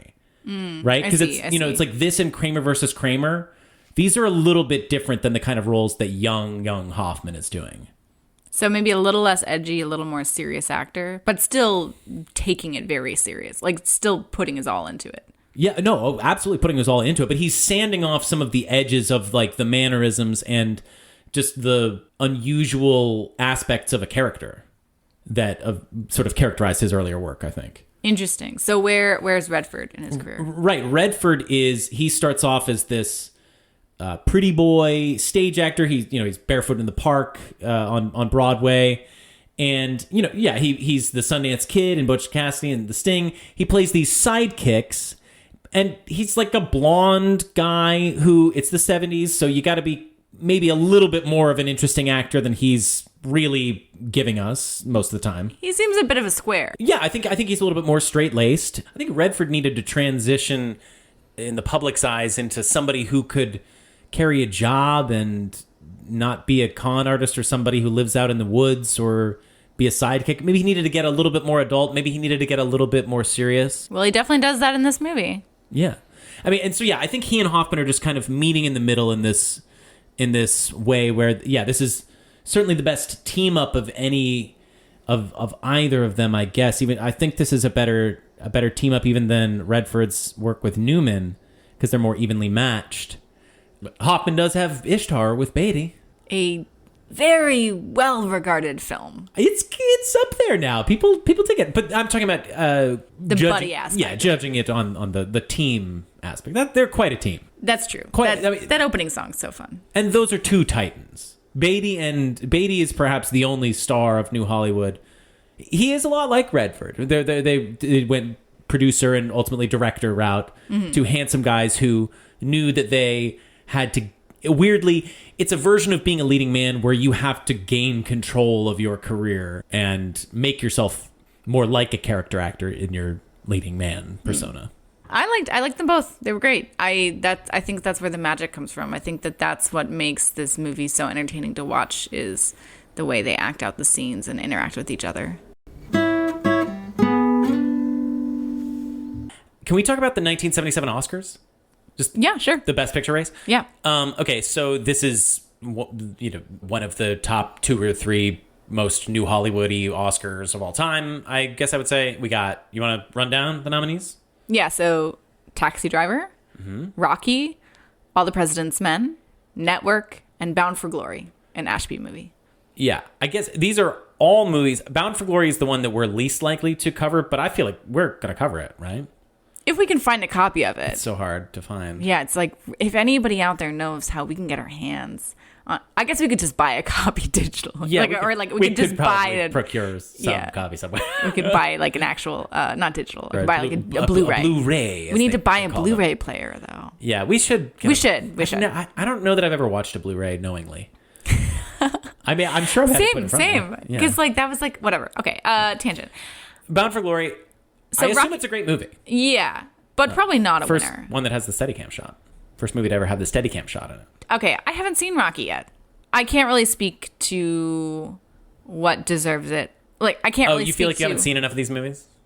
I've seen Taxi Driver, Network, and All the President's Men, so I can decide between those three.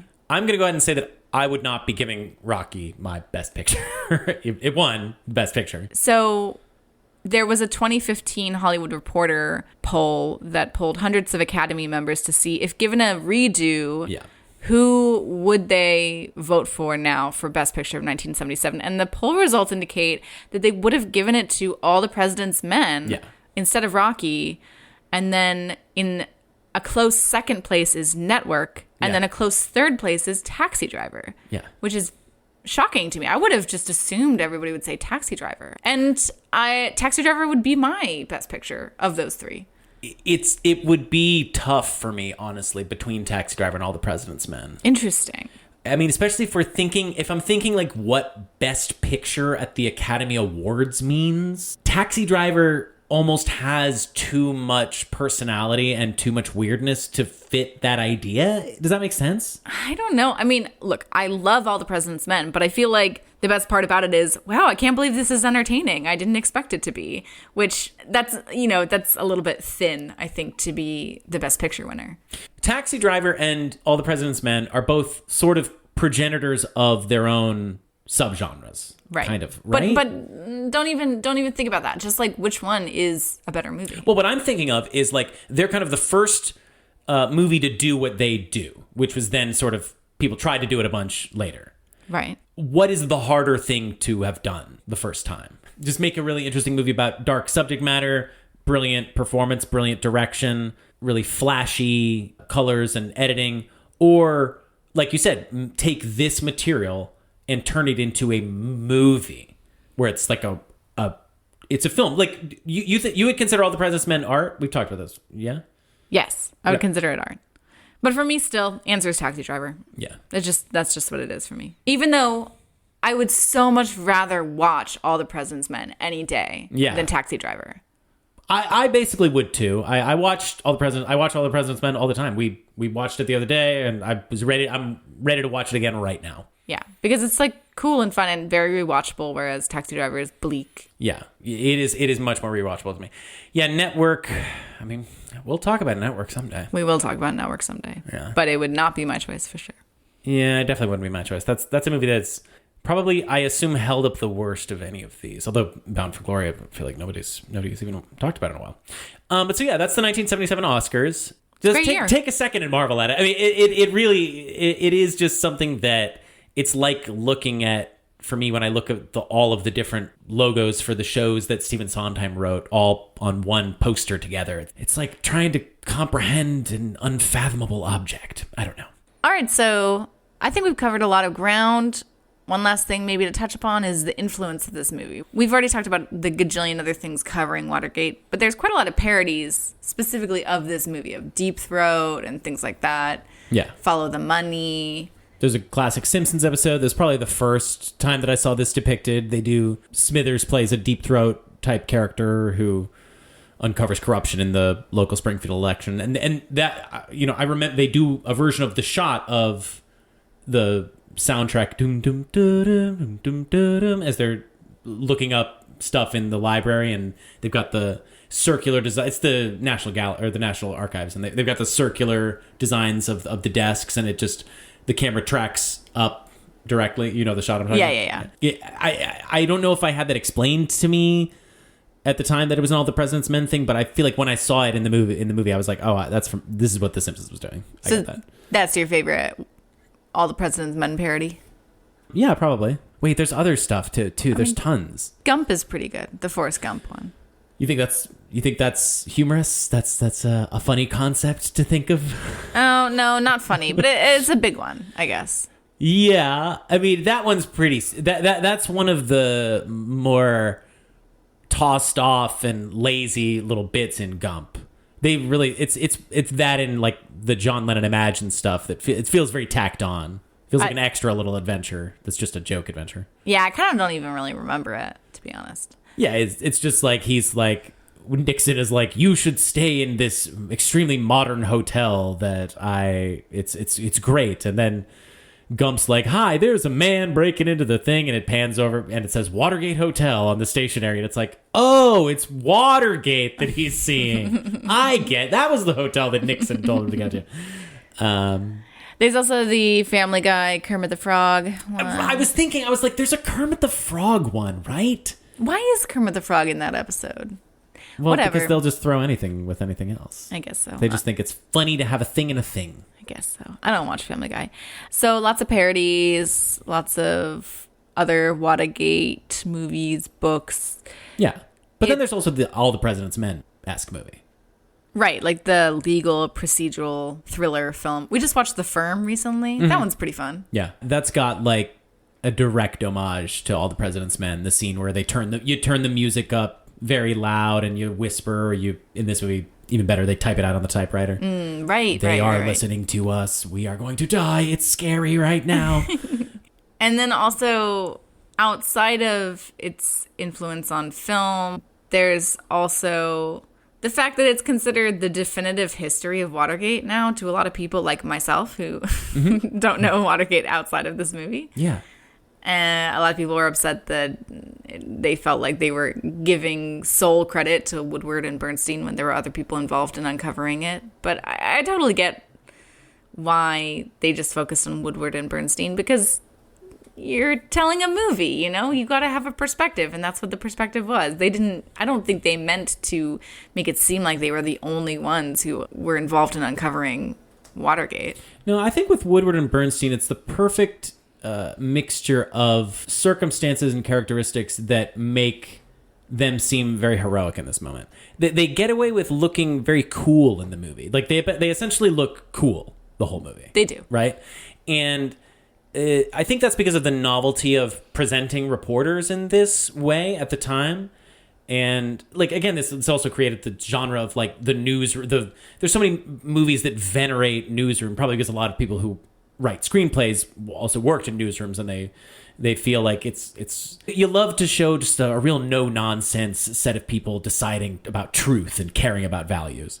Yeah, and apparently this really changed the very nature of journalism, not just the way it was depicted in movies or TV shows, but what it was actually like in the newsrooms after this movie. Like, follow the money became a common phrase that people started using. I had also paved the way for investigative journalists to become stars, just like Woodward and Bernstein did. And, of course, they kind of were stars before the movie came out, but the movie really skyrocketed them into figures that everybody knew. Yeah, and obviously Nixon is an easy target. Nobody likes Nixon. But I just basically think this was the time when we were ready to see this kind of competence and this particular skill at journalism. We were ready to look at it with respect. And they were there at that right place in the right time, and they just kind of became the heroes of the story in a way. And they became the heroes not through doing anything other than their jobs and being curious, and everything they do, everybody can imagine themselves doing, right? Like, you don't have to, you're not jumping across a building. You're not having to really fight that hard. They're not in that much danger. It seems like the kind of heroism we all like to think we have in ourselves. That's true.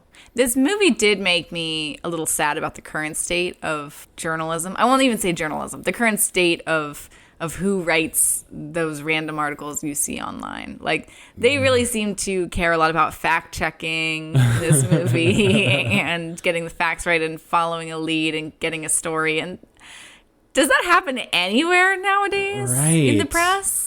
No, yeah, you're right. I mean, it's there.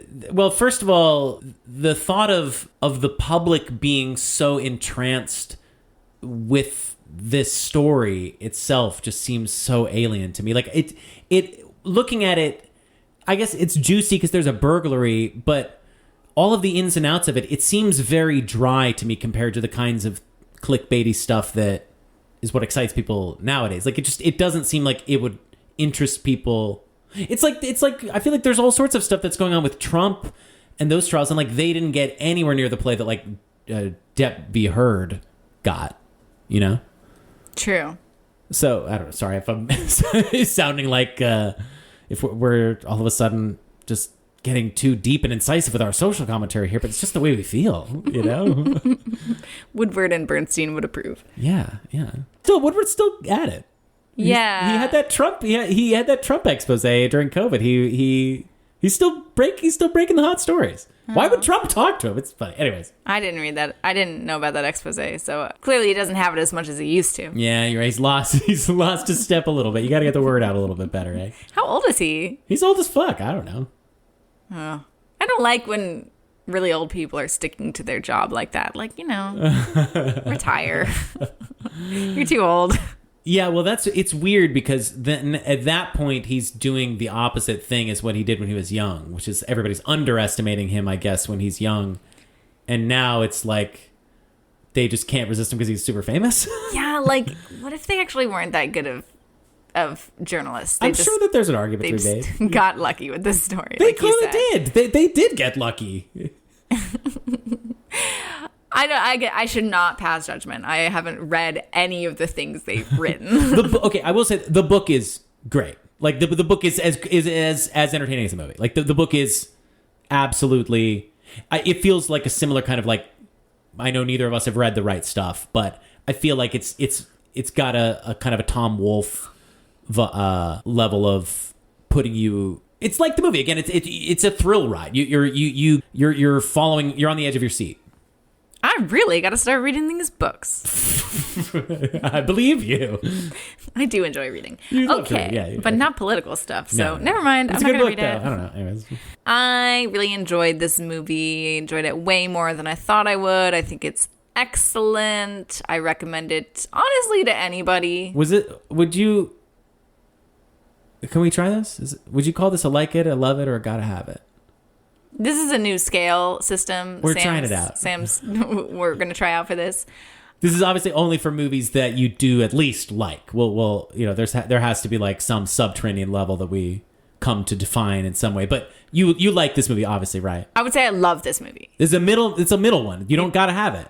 Look, I'm the type of person who's very sparing with my top rating. I have an Excel spreadsheet of every movie I've ever seen. Each one is given a score from 1 to 10, and there's only a very small number that have actually received 10s. And Sam sometimes looks over my list and is like, "Oh my god, I can't believe you rated that movie so low." So I tend to be a little more stringent with my ratings than Sam. Y'all should see some of these ratings. What was it you gave Sideways? Just Sideways is depressing, all right? But what was it you gave it? Out of 10? Probably a 7. I think you actually gave it a 4. No. I think you said that you gave it and you had to change it, or like you saw that and you... Occasionally I see my old ratings and I'm like, that was not true. And then I'll change my ratings occasionally. You are proud of your stinginess, but you are stingy. I'm stingy. So yes. This movie, it's a love it. It's not a gotta have it, just because I don't think anybody needs to see this movie, but I think it's really, really great. And anybody would be doing a great thing for themselves to watch it. Oh, it's a gotta have it for me. It's a gotta have it. Tons of mix-ins. Heath Bar broken up. This is a Cold Stone thing, in case you don't know what we're referencing. Yeah, I worked at Cold Stone. It was my first job. I worked at Baskin Robbins. That was my second job. I'm sort of an ice cream expert.